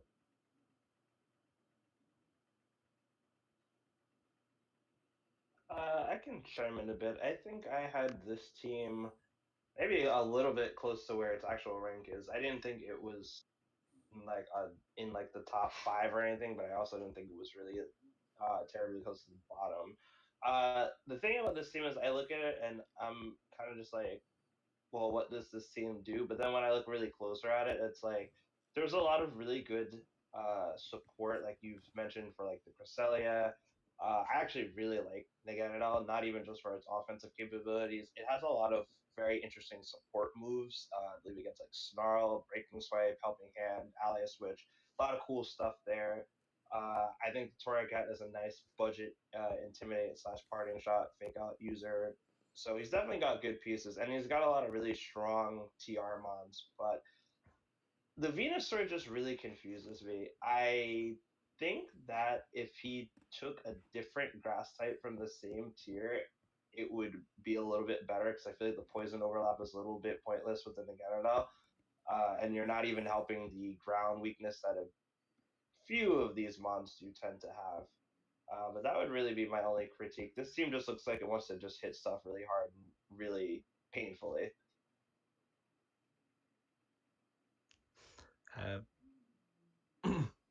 Is there anything else we need to say on this team? I guess not. All right, so, but going on that, what your last sentence was though, is like I agree. It seems like a team that really likes to hit things very powerfully and very painfully. But that's my problem. Is like they don't outspeed and they aren't bulky Pokemon, and that's my problem with it, I guess. But I guess we don't have much else to say about this team, and so we can head up to number 10. Okay. Number 10 is the Beantown Binacles. So who wants to start? Sure, I'll start. So I remember in Dan's video, he said that another team had a really good Firewalk Grass core. I personally think this team has one of the best Firewalk Grass cores, and I don't know how well it works defensively, but I really like the combination of Tailwind Whimsicott with Heatran. And I really like the bulky water capabilities of Slowbro. I think I'm not looking at a type chart at the moment, but like they cover each other really well. And you've got that really fast mode with the grass type, the Tailwind, or you've got a really slow mode with the Slowbro with the Trick Room. He's got multiple Trick Room setters in the fact that he's got Slowbro and Dusknoir. Dusknoir, in my opinion, is a really good mon. I think it's been up to tier 2 this season, which might be a little bit too expensive in my opinion. But being able to run Frisk, those high defensive stats, I think it's a really decent mon. And you've also got a really high offensive special attacker in Vikavolt, which is really nice. Although Vikavolt can sometimes struggle with certain matchups, but being able to Vikavolt can actually, I think, can he run in Tailwind, but I'm not 100% sure. I do like the Nidoqueen paired with the Whimsicott as well, because Nidoqueen is a sheer force, hard hitting mon that you want to be trying to get damage off as quickly as possible. One of the issues with Nidoqueen sometimes is that you're tied between using a Choice Scarf or Life Orb for that extra damage. And with Whimsicott there, it makes it a lot easier to be able to attack on more offensive items for the Nidoqueen or defensively bulky items for the Nidoqueen and not having to just Choice Scarf into stuff. Stoutland's always a good pick. Intimidate, it's really good. Good support mon, can be kind of offensive, and I do like the Cloud9 and supportive capabilities of a Golduck. Although I don't know if it works out super well with the Slowbro on this team, especially as the Primacy user doesn't even get Rain Dance to really help it to be a Swift Swim mode. So yeah, and then there's Flapple, but I don't really like Flapple. I guess I'll go. You can go. Oh, good. I was gonna say I agree. I think I really like the main core of their team, which is the Waterfire Grass core of Heatran, Whimsicott, Slowbro, and then kind of the next 3 down you see the Nidoqueen, the Stoutland, and the Dusknoir. I think that's kind of the main core of their team, in my opinion. I really like that core. The Heatran, Stoutland, Nidoqueen are amazing with Whimsicott. They're very high offensive Pokemon that have middling speed tier and that really benefit from the Tailwind, but they also are very bulky for the most part.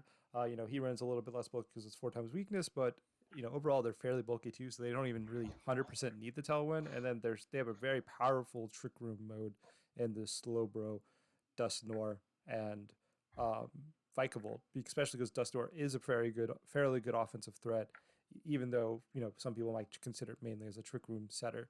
And so I'm not a huge fan of their lower tiers Pokemon, and I think that's the big reason why they're not higher up. I think if they had a little bit better lower tier Pokemon, they would definitely probably be near the top of in my opinion. But I think that's kind of where I I put them. Like why I think some of they're not as high as they could be. Yeah, I like. I also kind of like you said, like you guys said, I like the Whimsicott, the Heatran, the Slowbro. I think that is a nice fire, water, grass core. And also, let's not forget Whimsicott can also set Trick Room. I think that's also nice as sort of like a backup. Even though I doubt you need that with Slowbro and Dusknoir, they're pretty consistent. I actually also like the Morpeko pick from the low tier. I mean, he needed a fake out user really, and I also like the other tools it gets to help support the fast mode, especially versus other Tailwind teams with the Electro Web and even having access to Parting Shot and Quash. Vigavolt is just a really strong Trick Room sweeper. Not sure how good it might be outside of Max. I know in Max formats it can be really scary. Um, but yeah, I think that's a solid pickup. Flapple, I guess Flapple's okay. You get that dragon type on there. I also really like Durant. I think Durant is really nice on this team because you get a lot of very fast pressure, even next to the Whimsicott or even with the stat line kind of helping it with Intimidate and other things. And yeah, the Golduck seems a little bit random. Kind of get that like it's one of the better mons that was left in tier 4 at the time. And I mean, at least it gives him somewhat of a check against weather mode because I believe he had a Gigalith originally and he pitched it back. So I guess that kind of helps with that. But yeah, overall, pretty solid team, I guess. Gumi? Is Gumi gone? I think yeah, I think Yeah, Gumi he necessarily stepped out. Okay, then I guess. Oh yeah, anything else, Matrix? Yeah, I think Durant can be interesting. Obviously, it's got that high immediate pressure, like first impression and stuff. And it's almost well supported on this team. Great, because you've got Golduck, you've got Slowbro for switching for the fire weakness. You've got Heatran, which has got Flash Fire, which is good. I think it manages to be okay with sharing a weakness with the Whimsicott, like a fire weakness there, because you don't always want to be hitting Whimsicott with fire anyway. And Nidoqueen covers offensively into the opposing fire types. I do think it's just a little bit struggles where it struggles with that fire weakness is that it shares it with the Vikavolt as well. So that's just one little thing there. Mm-hmm. But overall, definitely a solid team, and most of the teams after this point are definitely we all consider very good and on average. And with that, I guess we can go up to number 9. So number 9, we have the Bulky Dragon Knights, or no, Bulky Dragons. I always thought it was the Bulky Dragon Knights. So what do you all think? We can start with Miss Mag. I really like this team. I think this team has a lot of very cool mons on it, like the Malamar, the Dubwool, the Lantern. It also has the Klefki support for the switcheroo sets, the screens. The Latios is nice, but my biggest complaint about this team is while I think some of the mon choices made are really like cool. I think some of them may be just a tad too niche for just handling some just general offensive threats. Like I feel like there's just a little bit more cohesion needed in this particular team before I would rank it a bit higher.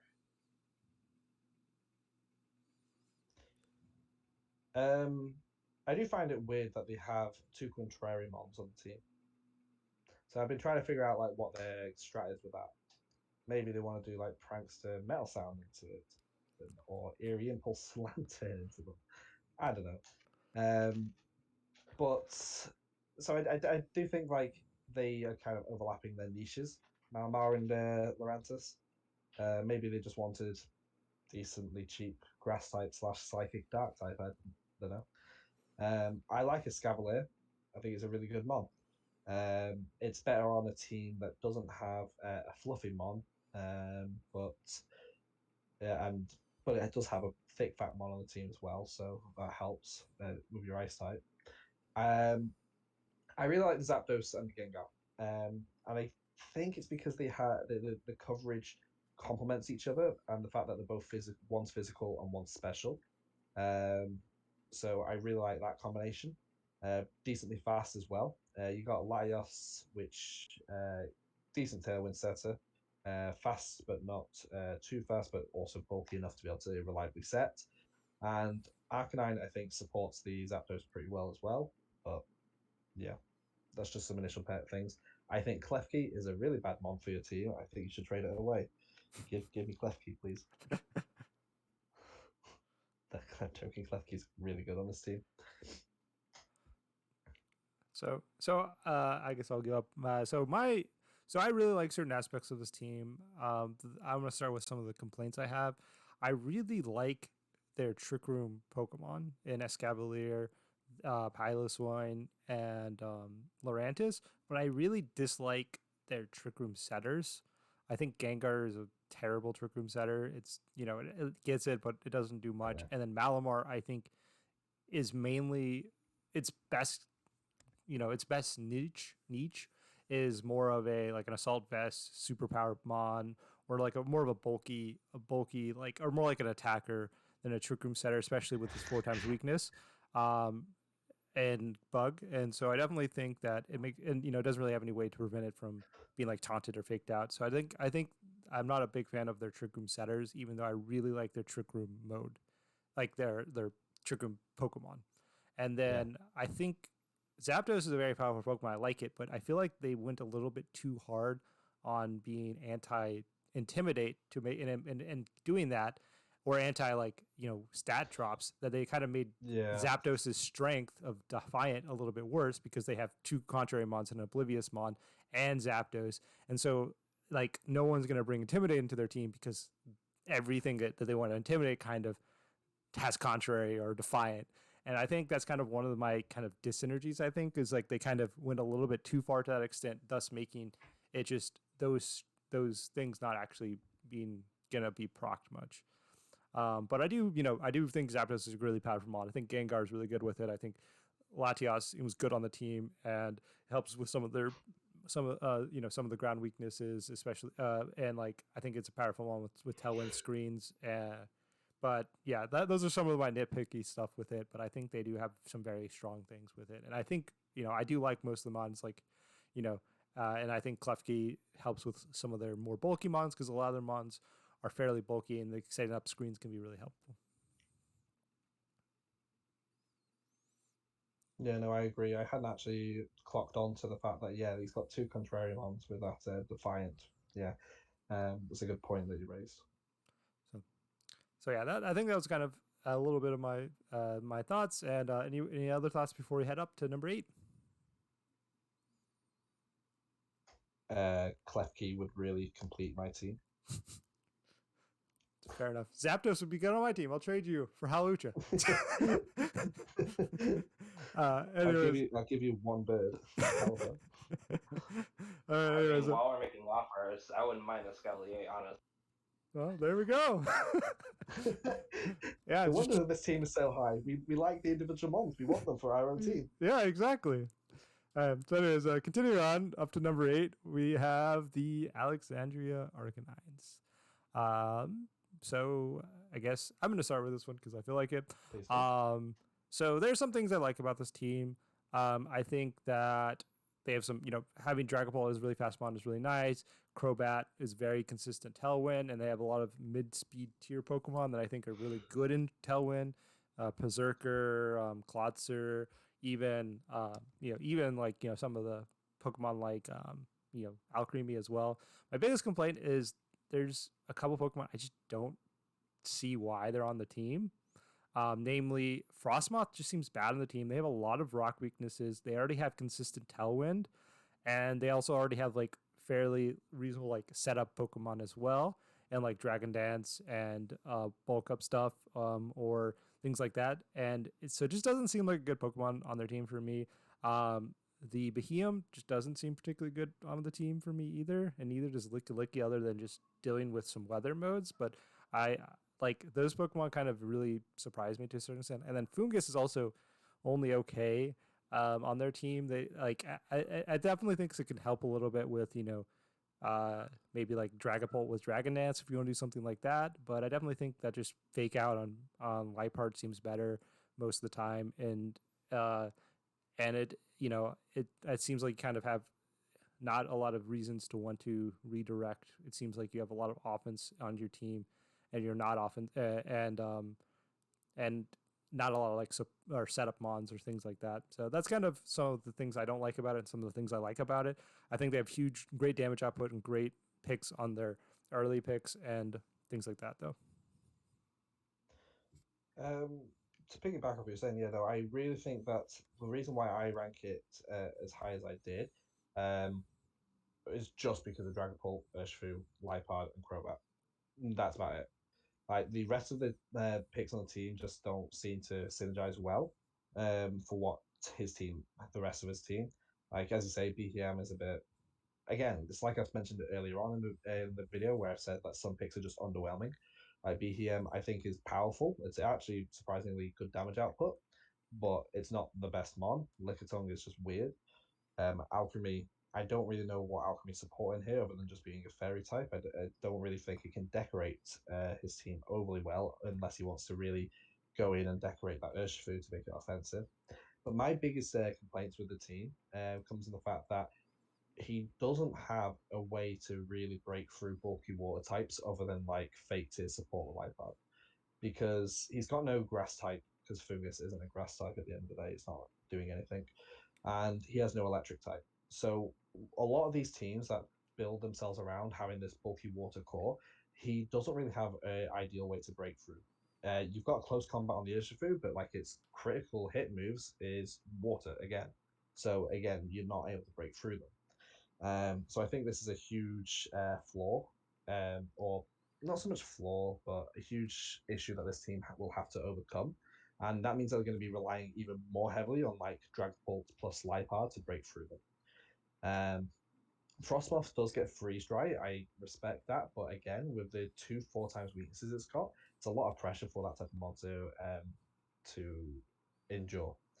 Another thing I wanted to point out is that I feel like this team is almost a terrain team without a terrain setter. So you've got the Liepard. Yes, Liepard can be run with Prankster, but it can also benefit strongly from being ran as Unburden. You've also got Chloritza, which obviously is known to synergize really well with terrain teams due to the fact that it gets Mega Launcher and Terrain Pulse, and yet no terrain setter in sight to take advantage of that. And I feel like a terrain setter would be really good on this team. That's my points made. I guess this is where I will chime in. I don't actually remember where I rated this team. I think it was closer to the top than it was the middle because again there are some very strong pieces: the Dragapult, the Urshifu, the Liepard, the Crobat. But at the same time, I have to say that I don't like. I really don't like that there are so many mons here that don't like electric type moves, and he's got really no support. I just checked; there's no ground type on this team either, so it does seem like he would struggle against anything with a decent amount of bulk. And yeah, Dragapult, and Urshifu are really strong offensive threats, but against like more bulky offensive teams, I feel like he kind of just gets blown over just a little bit. And then one more thing I do want to mention is that the team also is lacking a little bit on bulk. A lot of the Pokemon on their team I would describe as kind of frail to notably frail. And the Pokemon that aren't particularly frail are kind of not the most Pokemon you're not going to use the most frequently. You know, they're kind of more niche brings like Licky Tongue and Fungus. And so that definitely, I think it makes it a little bit tricky, you know, sometimes when you want to be more defensive. And also it makes Alcremie a little bit worse because Decorate's a lot better on bulky Pokemon because it only gives offensive stat boosts.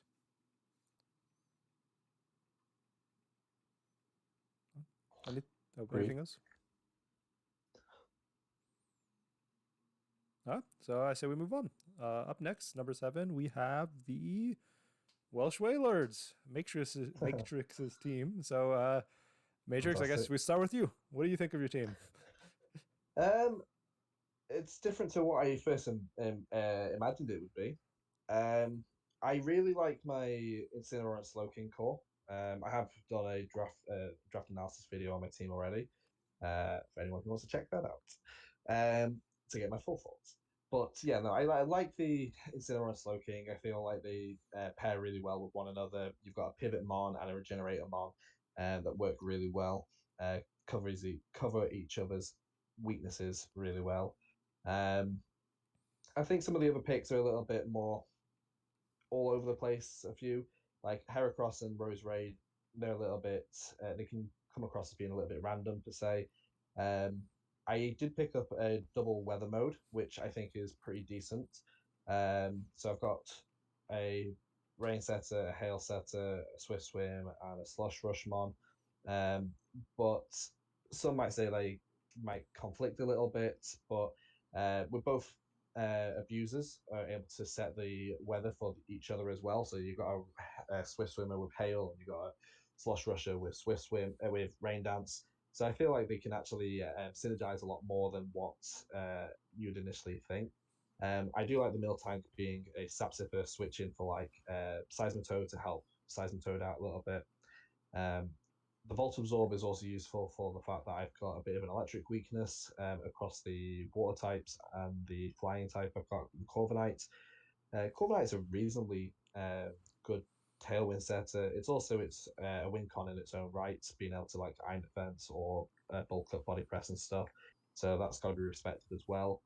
Miltank's other abilities, thick fat, so fire and eyesight moves don't do as much, which means it's a good switch in for freeze dry into like Seismitoad and Pelipper, and eyesight moves into Rose Raid, but also being a decent switch in for like Corviknight and my Hail mode in from fire types. And I really like Spiritomb. I think Spiritomb is an interesting mon. It didn't get a lot of action last season, and I knew instantly when I started this draft, I really wanted to try it out. And it's what I like about it is that it's a ghost type that doesn't share a weakness with my psychic type because it's got that dark secondary type. So I do think that one of the biggest weaknesses of this team, though, is the fact that I don't have any initial high speed. Like Miltank is my fastest mon. Yes, I've got a decent Trick Room mode and Trick Room setter. Yes, I've got some good Tailwind setters. But that initial speed advantage that other teams have, like base 100, is not fast. So it's definitely hindered there. Like if you can control weather, you could probably control the speed pretty easily against this team. Um, at least upfront speed. That being said, I don't think this is a team that should be taken as solely relying on its weather. Your thoughts? I guess I'll start. I definitely like quite a few aspects of the team. I think dual weather is very powerful, especially giving you a lot of flexibility. I think your lack of speed gets a little bit made up for with the weather speed. So I'm not as down on you as some of the other teams that I might have been down on for slowness.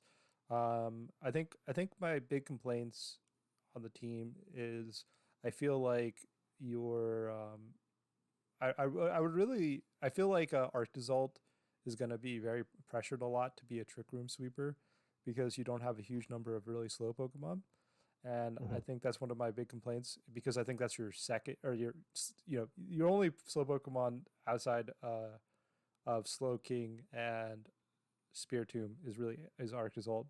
I do like Arctisol. I'm not a huge fan of Aurorus in the general sense, but I have seen some good things with it. It's definitely one of the awkward things where both of them and Miltank have pretty bad fighting weaknesses.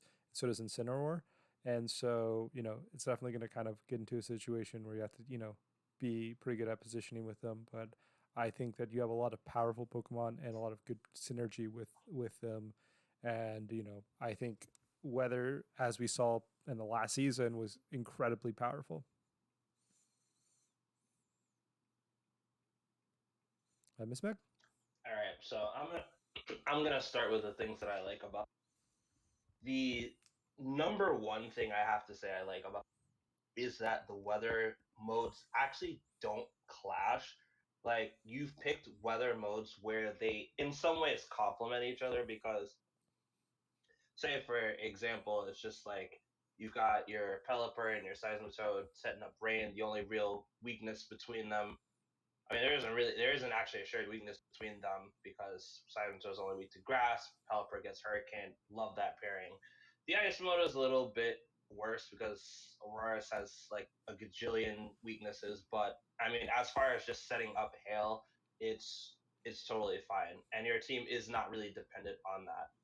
Outside of that, I would have to say the one thing I wish your team had, I wish it had like a almost like a fast screens user because I feel like your team is not quite super bulky, but it plays almost like a slow, bulky kind of pivot team. And I mean, well, no, I wouldn't say any of these mons are like super frail. I feel like you could benefit from just like maybe a little bit more in the screen support, especially for, as Batista was saying, like if you get into like a trick room sort of centric area, like you don't have a lot of mons in that base speed tier that trick room is really sort of excelling. That being said, as far as like your fast mode is concerned, because you have tailwind, you have weather speeds. I don't really actually think that you having like Milting as your fastest mon is like a huge problem at all, actually. But yeah, that is really about the only thing I would possibly say would be different. Um, I honestly don't think that that's as big of a deal. I think Incineroar with Intimidate, Fake Out, Snarl support, and Corviknight with Tailwind and Screen support is very powerful at kind of dealing with the mitigating the damage. So I don't have as much complaint about that, and as you do though. I will say that one of the things that I dislike about my team is the fact that I had to abandon the traditional fantasy core. I don't have a dragon type and I don't have a fairy, but they are the only two types I don't have on the team. So I do have some of the traditionally missed types, like I still have a rock type, I still have a bug type. I do like the type combinations that I do have, like Heracross and Roserade. I do. I said before might stick out as weird picks, but what I like about Heracross is that because considering I have a fighting weakness, I have a fighting mon that resists fighting, which is really nice. And Roserade is really good at resisting fairy and water types, which sometimes teams don't always have an answer to that type of play, like against Tapu Fini and stuff like that. So I just wanted to point that out. Oh, sounds good. I think that's about time in which we should head up to number 6, which Agreed. are the MK Mimikyus. I guess I'm going to start with Miss Mag. What do you think of the team? So I think this is a really cool team. In a lot of ways, we were kind of competing to finish off that hail mode. I was debating between Arctovish and Beartic, and they really actually wanted Arctovish because another bulky water would have been great next to their Golisopod. But I think the biggest strength of this team is probably honestly going to be its TR mode. Indeedee Hatterene is a very scary comp, even in my opinion, outside of Max. I had Indeedee F last season. It just puts in the work. It lets you set up so many things. The Blaziken with speed boost, two Trick Room setters, Altaria with tailwinds. Like it's even Drapion can go for like Swords Dance and kinds of shenanigans like that. I think one of the only, I guess, like the weak points in this team.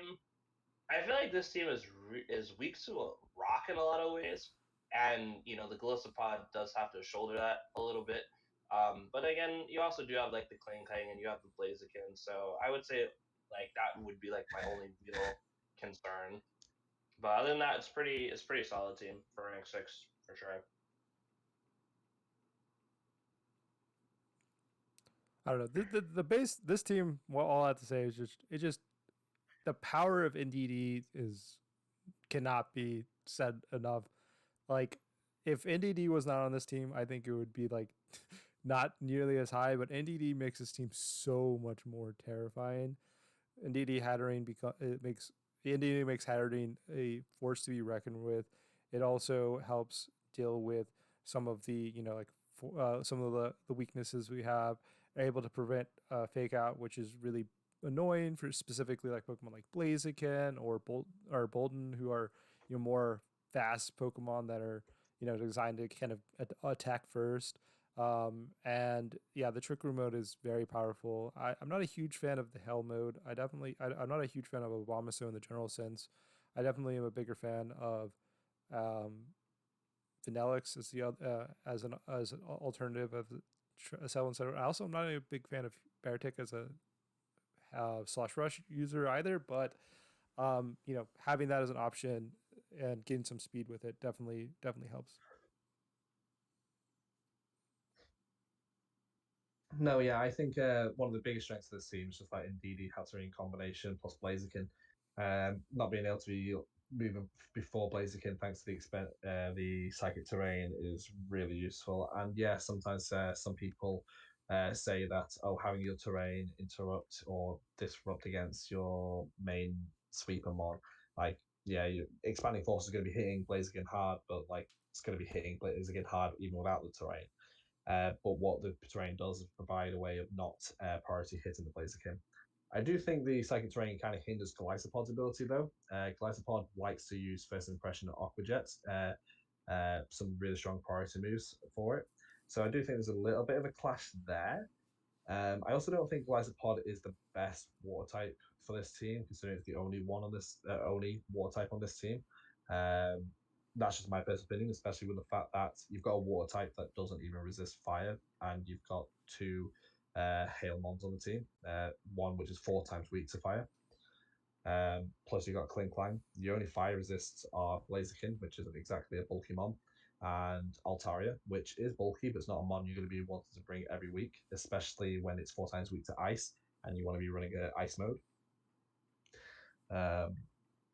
That being said, I did rank the team pretty high, but again, that's because of I really valued that Indeedee, Hatterene, Blaziken, Mudsdale, those type of mons. So, but I definitely agree that I think them having a different Watermon that's not neutral to fire and not weak to rock would help the team quite a bit. mm-hmm. Anything else before we head up? Apparently not. Up next, rank 5, we have the rolled gold pretzels with Gumi, who is no longer here. So Gumi had a fairly high, very high rank and a very low rank. I think you might have been the lowest rank on the Matrix, if I recall correctly. So why do you not think it's as high as this? Because Gumi evaluated himself as rank 2. I think that's enough said. No, I do like the team. That's not like I still think 11 is still pretty strong. But and I mean, I can see there being a lot of reliance this season with the Aegislash, the Nihilego, even Swampert per se, and Clefairy is going to provide a lot to this team. But one of my biggest complaints with this team, as with a few others, is that I don't see it having a strong answer to Trick Room. And like outside of Nihilego is the only one that can actually set Trick Room on this team to reverse it. And like if you're up against a team that's got immunity to taunt, or you just wait a turn for the remove the fake out pressure, or you've got a faster fake out mon, this team's going to struggle to prevent that Trick Room from going up. And Gumi will sit here and defend himself all day and say, well, if you're setting this, then I can just attack you with that. But it's not as cut and dry as that in most situations. So I feel like having most of his team centered around being really fast mons doesn't exactly cover himself well for the Trick Room mode. And I just can't rank a team that really struggles in a whole archetype super high. That's fair. I think one of the big things I need to see and I'm concerned with is I feel like Clefairy is going to have to do a lot of work on their team. They have quite a few Pokemon that I would describe as quite frail, if not explicitly, at least in one of the two defenses. Like Nihilego has terrible defense. Noivern's not particularly bulky.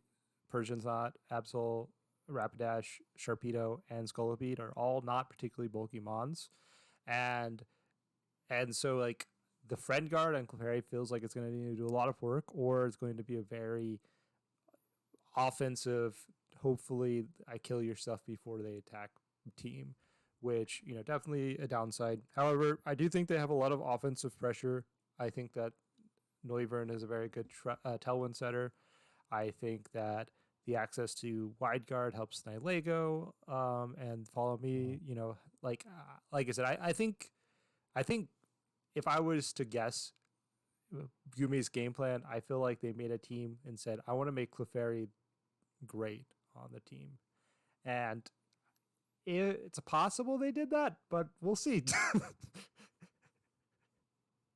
It's just a lot of work for Clefairy to do. And I understand they have Tangrowth as well as a second Rage Powder user, but that's not really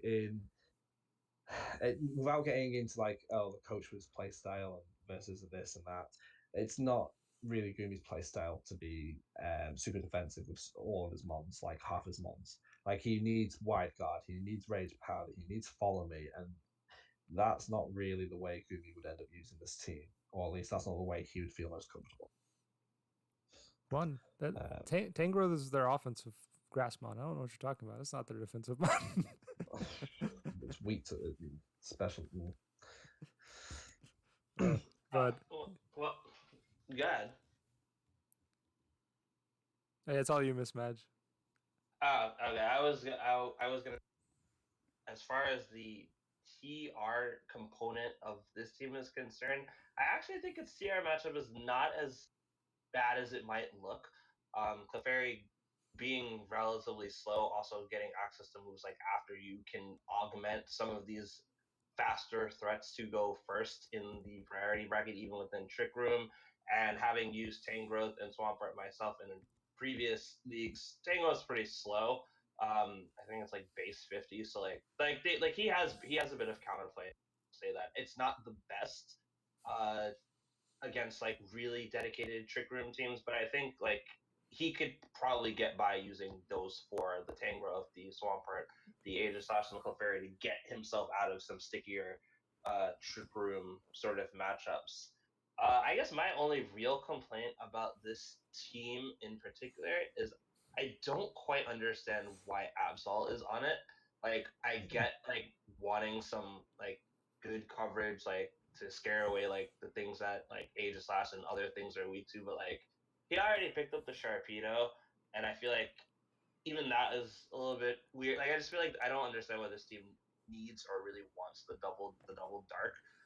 It does not seem particularly weak to Ghost or Psychic in a lot of ways, and I feel like the Absol slot could have been better used with something that might even better shore up that Trick Room matchup, like Matrix was saying. But its type chart is really good. I've already looked at it, having to spoilers start prepping for week 2. But yeah, I just feel the Absol is just a little out of place to personally. But it's a solid team. No, I agree completely. Like his type chart is one of his better parts of this entire team. Although he's got a double up of a dark and a double up of a water type, but I can't take that away from what he's drafted. The type chart's pretty strong. So see, we said a lot of mean things about Gumi's team, and they're not here to defend themselves. But I'm not going to say any nice things because they left us. So there we go. Continue on. Deserved. Yeah, exactly. They ditched us, so they don't get to hear any nice things about their team. Continuing on, rank 4, we have the Brisbane Blazekins. So I'm going to start with Matrix again because I think they might have been one of the lower ranks again. Yes. And that might come to bite me in the ass because I played them week 1. But I have a similar issue with the Blazekins team as I did with Gumi's. I actually think the Blazekins team's a little bit better than Gumi's because I appreciate their offensive capabilities a little bit more than Pretzels. I mean, Togekiss is just great as a redirection. It's just everything it can do. It just does so much. If indeed he didn't exist, Togekiss would be the best redirector in my opinion, because it can do so much more. But moving away from that, you got like Mamoswine, which is a really good offensive threat. Like Ice and Ground covers so much. And the fact that it gets Oblivious as well, meaning that it can't be intimidated, is a real nuisance. And Thick Fat to reduce its weakness to fire types or a neutral matchup into the ice, become resistant, is really good. I do feel like well, my biggest concern, my biggest issue with this team is once again their trick room matchup isn't good. Like the slowest mon is, I believe, Mawile. And yeah, okay, they've got Thwacky for fake out, or a little Persian for fake out and taunt, or Thwacky for grassy glide stuff to do move first. Their only other way to stop trick room is Azelf, which is a fast mon in its own right. So yeah, it can get fast in prisons, but it's not the bulkiest of mons. So you'd be possibly looking at being focus sash. So when they're going up against like hard trick room teams or dedicated trick room modes, they're going to struggle a lot to prevent that. Especially if the team is one of those more bulky teams that can mitigate some of the damage. And are immune to taunt. Like it's a similar idea I had with the pretzels. I just feel like their trick room matchups, again, a whole archetype just isn't strong enough. But their offensive pieces are really good. Yeah, no, I definitely think that's where their team shines. Their offense is terrifying. I agree that they have a little bit of weak trigger matchup. I definitely think that they could have improved their trigger matchup quite a bit by replacing just Azelf with Mess Spirit instead, because it's a lot bulkier of a Pokemon, and so the imprisoned trick room is a lot more viable of a strategy. It doesn't have as big a damage output, but it's notably bulkier. Um, but I do think that Togekiss is just an amazing, powerful mon. I think I said this once before, and I definitely think this team I feel the most is. I think this is a team that has a lot of Pokemon that I value very high, and I think are very powerful mons. And like Magmortar is a huge offensive threat. It's one of the biggest offensive fire Pokemon. You Alolan Persian is one of the most uh, annoying, disruptive mons. I think Thwacky is the best low tier terrain setter, and like I think we were having an argument of whether if maybe it was like the top 3 or 4 best grass Pokemon, just period. um, and then they have some very fast Pokemon, and then Tailwind from Latias, which also does huge damage output. And I think Mawile does do pretty well at being a trick room on if they want. It has very good damage output, or it can have Intimidate. And I think I like it as a tier 5. I like Phalanx as a tier 5. I think it's very powerful. And then Togekiss support next to like no retreat on Phalanx seems pretty good.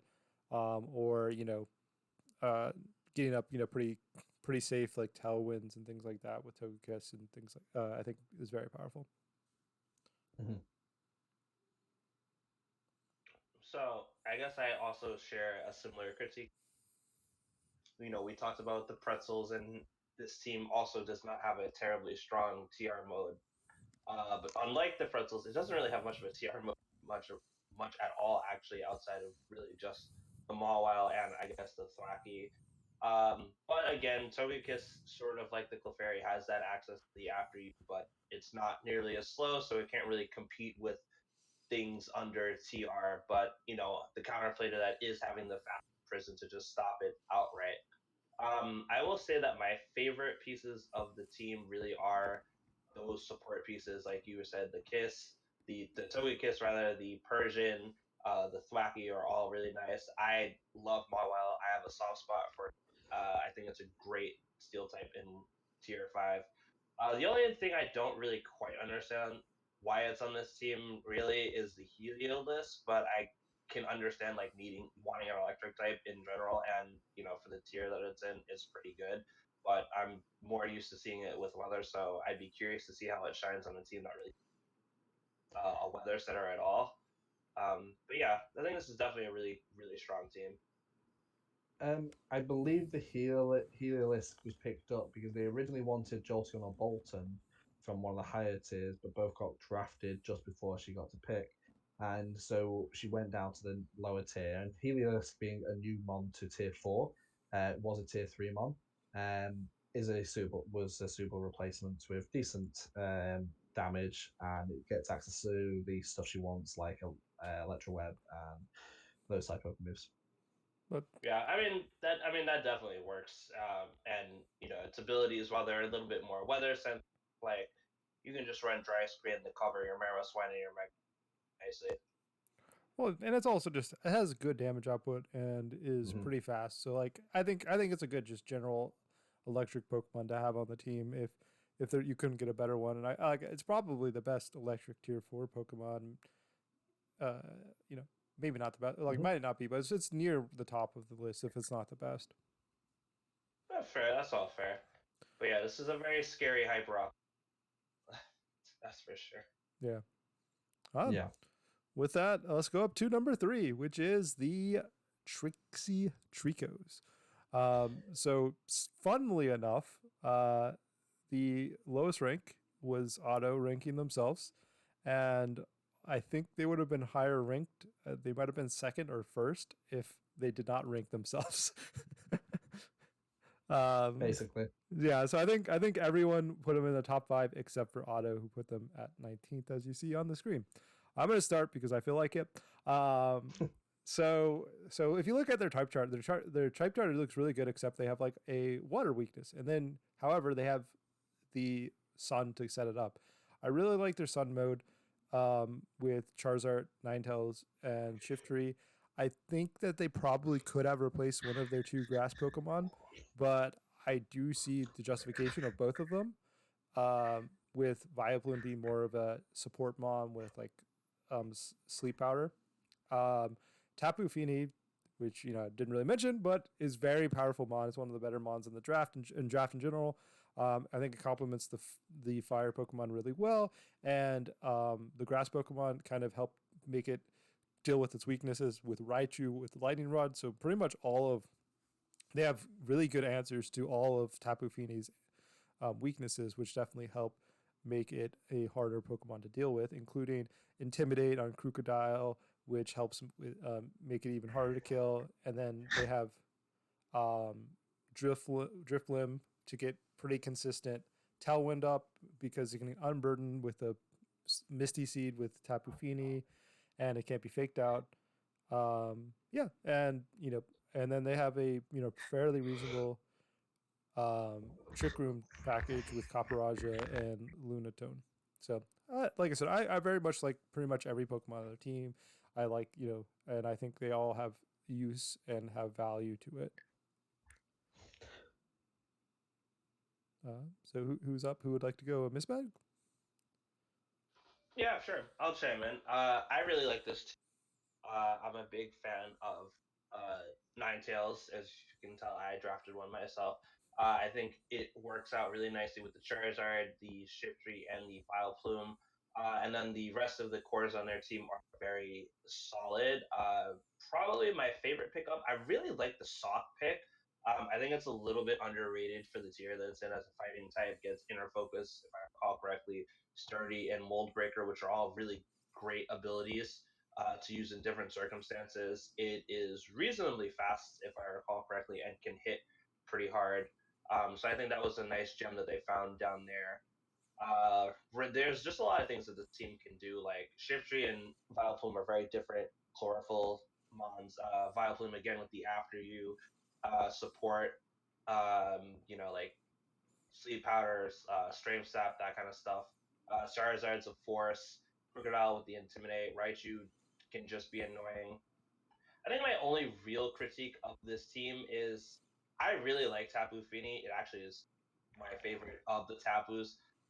But the Misty Terrain, I feel like, kind of clash a few of the more popular status moves that this team might like to use. Can't really do many sleep powders or even Will-O-Wisps or Thunder Waves when you're setting up Misty Terrain. But that's probably like the softest critique I could really find on this team, honestly. Yeah, no, I see that. I was actually thinking that this was the strongest weather slash terrain um, team, a team that has both weather and terrain. But I can kind of see, like, I found Tapu Fini a little bit difficult last season as well, because on one hand, it stops my, missing terrains, helps me out. But on the other hand, I couldn't do any status things with Crobat or Raichu consistently. And what you also have with this team is that you'll be doing a lot of heat wave spams, which means you won't even be able to get those burns with Ninetales or Charizard, which is a nice side ability, side effect. So I can see that being a slight conflict there. But I do like Tapu Fini with the Sun team, because on one hand you'd be like, well, Tapu Fini's a water type and you don't want to be reducing its damage, but 9 times out of 10 with Tapu Fini, the only coverage it needs is that fairy typing. And for the moves that the fairy can't hit, is usually like stuff like steel, poison, and like you've got the fire mode hits both of those pretty decently, so it's pretty well supported in that sense. Um, the only thing I think that would be slightly better is maybe a better Trick Room setter than Lunato.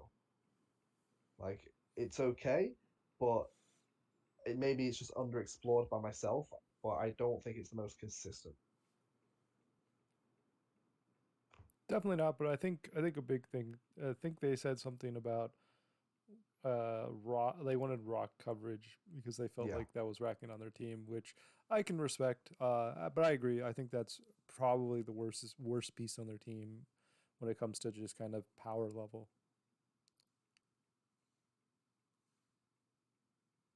Yeah. Anything else before we move up to number 2? No, that seems to be it.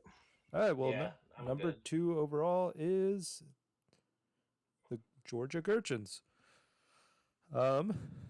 So I guess we'll start with Miss Mag. Yes, I believe this was pretty sure this was my number one rated team. I like it a lot. I like Same.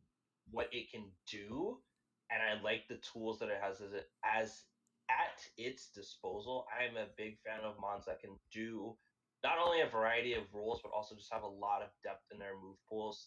I feel like that makes them very hard to prep for if you are not the kind of player that very much meticulously looks at everything a mon can do. So you have the basic sand mode, the Terminator Excadrill. That's great. But I think the real draw of this team is when you get away from like that, oh yeah, look, there's sand. Then you have this boom, you got this terrain mode in your face that has Pincurchin, which is super slow. So when they set up Trick Room, it can function even without the Raichu. And then the Raichu just adds fake out pressure, blitzing speed because of the Surge Surfer. It's just great. I really like their Fire Water Grass Core in the Turtonator, Quillfish, and the Gorgeist. I think they support each other very well. Gorgeist is like in one anyway, and I had Turtonator last season. It is just simply phenomenal. Quillfish has a really wide move pool, being that it's from Gen 2, gets a whole bunch of random things that you might not even expect. Rabambi is great to kind of augment some of their slower pieces, but they really don't want to use Trick Room.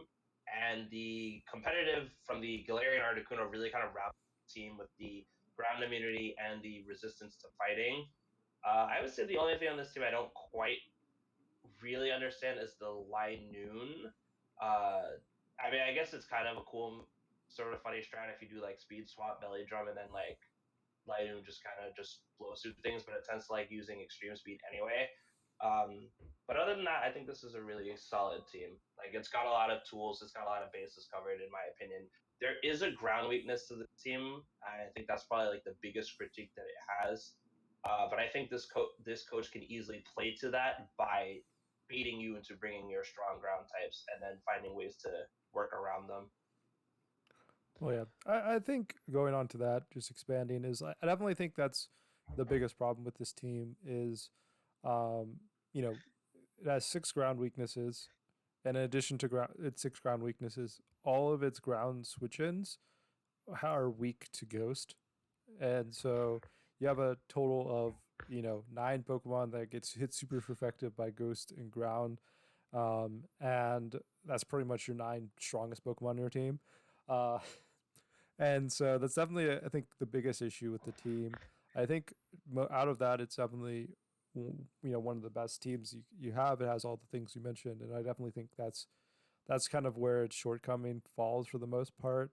Um, I think that you could say like maybe it's also a little bit, um, it's a little bit like it has multiple trick room setters and has very powerful. Like I like a lot of the aspects of their team outside of their weaknesses, and so that's kind of where the concern lies. And hopefully, hopefully they're able to beat it with their offense, which they have lots of powerful offense, and then they also have some more defensive things like the intimidate. Um, yeah, you hit pretty much everything. I will say that the fire water grass core, although good, the water and the fire type do still share a weakness. That same ground weakness. Also, it's very defensive, that fire water grass core. So on the special side, it gets hit a little bit harder. Though if you want to be really nitpicky. I think they had just a pure flying type prior to a trade, um, which would have actually been better for the team than picking up the psychic type. But I understand why they did it so that they could have that competitive for that to deter for Tyranitar and stuff. I do think this team is very heavily built around the idea of supporting Tyranitar, having that fairy type, fast fairy type for the fighting types. You got Riolu to boost its attack and defense to alongside its Sandstream for its special defense. You got the electric Raichu in particular to deal with the water types and also deal with fighting types with its psychic typing. Turtonator is a very physical mon to switch in for Tyranitar to take those attacks. You got Corygeist to take those attacks. So I do feel like this whole team as a whole is built around Tyranitar, which was their first pick, but it does overlook that ground weakness, which um, is a real shame.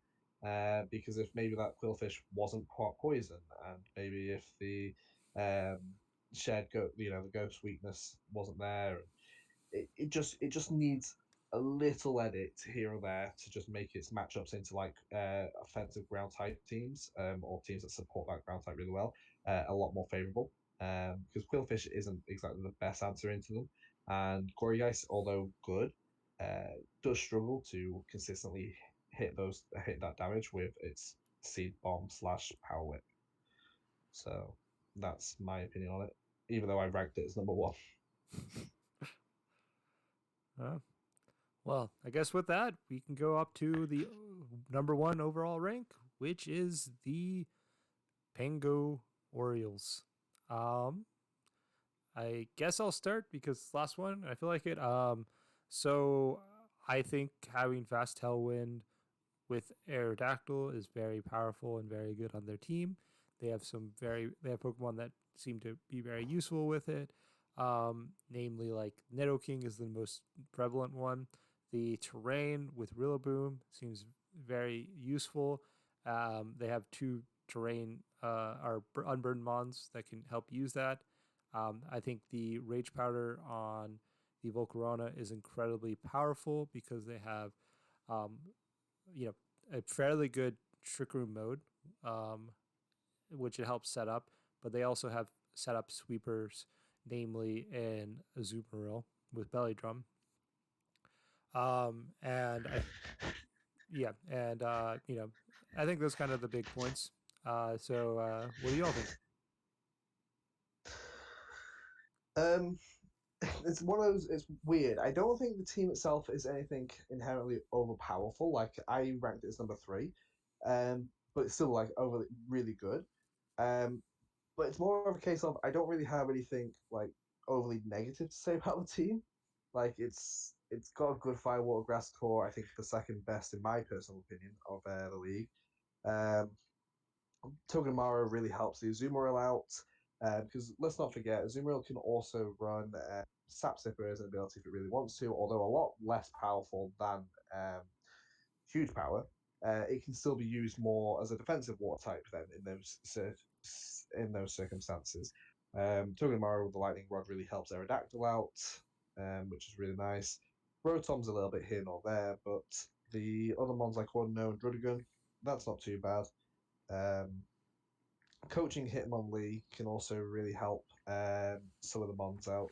Like coaching for Rillaboom if it wants to go for like a Woodhammer or something could be really good. Makes Rillaboom so devastatingly powerful. Yeah, like the team itself, it's not so much. I don't think it's so much that. I think some of the other teams might be overall better, but they have more weaknesses to those teams. Wherefore, this one doesn't seem to have as many of those flaws or weaknesses, which makes it shine above some of the others. Miss Mag? I guess I'll chime in. So I have to face this, and I will say that without giving away much of what I'm planning to bring, of course. But I think this team is number one in rankings because it is very balanced, and I feel like it supports a very balanced play style, while at the same time there is a bit of depth to it. I think the biggest pieces of it are, I agree with you, it's got one of the best firewater grass cores in the entire league. That much is for sure. Rillaboom just puts out so much pressure, fake out, grassy glide terrain that enables the unburdened users, and it hits everything really hard, even resisted things. Hitmonlee is I had it last season with Indeedee. I didn't really get to use it too much, but it's really strong within its own right. Also, another fake out user to support the team if it does not necessarily want to lead with Rillaboom for the Unburden boost. Togedemaru really kind of pulls the team together with Lightning Rod and also another fake out user. Thievul is an interesting pick, but I get it if like support oriented unburdened user, like you maybe need some of those faster snarls plays, parting shots, all that jazz. I will say the one critique I have is Audino is not a great trick room setter, and I think that is literally the only real salient weak point this team has because their trick room mons they're pretty good. I can never pronounce this thing. Trick Room Dragon is really strong with like sheer force life orb stuff and gets pretty decent coverage. And of course, Azumarill is Azumarill. But overall, I think the fact that there aren't terribly negative things to say about this team is what makes it stand out above the rest. Yep, I think that sounds about right. This team is very consistent, very, seems very unexploitable, and though you can point to some teams that might have more power or might be more intimidating. I think it's hard to say that this team isn't the best because it's kind of the hardest to find ways to beat consistently. So with that, I think that's all we have, unless anyone wants to say anything about this team or any of the other teams. Oh, I will actually add one. I think one. It's not really a weak point, but I think one thing that is a little bit exploitable about this team is a lot of these characters are physical in nature. So teams with really strong defensive ends can maybe give this team trouble, but you just have so much damage output from these physical attackers that like it might not even matter in the long. But that is something that I have noticed. At least I've been prepping for this team. I agree with that. So before we go, I probably should have said this at the beginning, but I want to say it now. Just because you're ranked low doesn't mean we actually think your team is bad. And just because we might have been critical of your team doesn't mean we're actually think your team is bad. We kind of want to just acknowledge why a team might be lower or higher because of certain strengths or weaknesses, and why it might be not as high as it could be. And so, for reference, we think all the teams have quite good strengths, and most teams have some very scary aspects of them, and we can definitely imagine pretty much any team doing well. Especially, like, for example, I'm ranked 24th, and I'm not expecting to go 0-8 this season. And hopefully, this doesn't dissuade anyone. So I guess with that, thank you all for watching. Hopefully you all enjoyed, and I think that's it. Thanks, guys.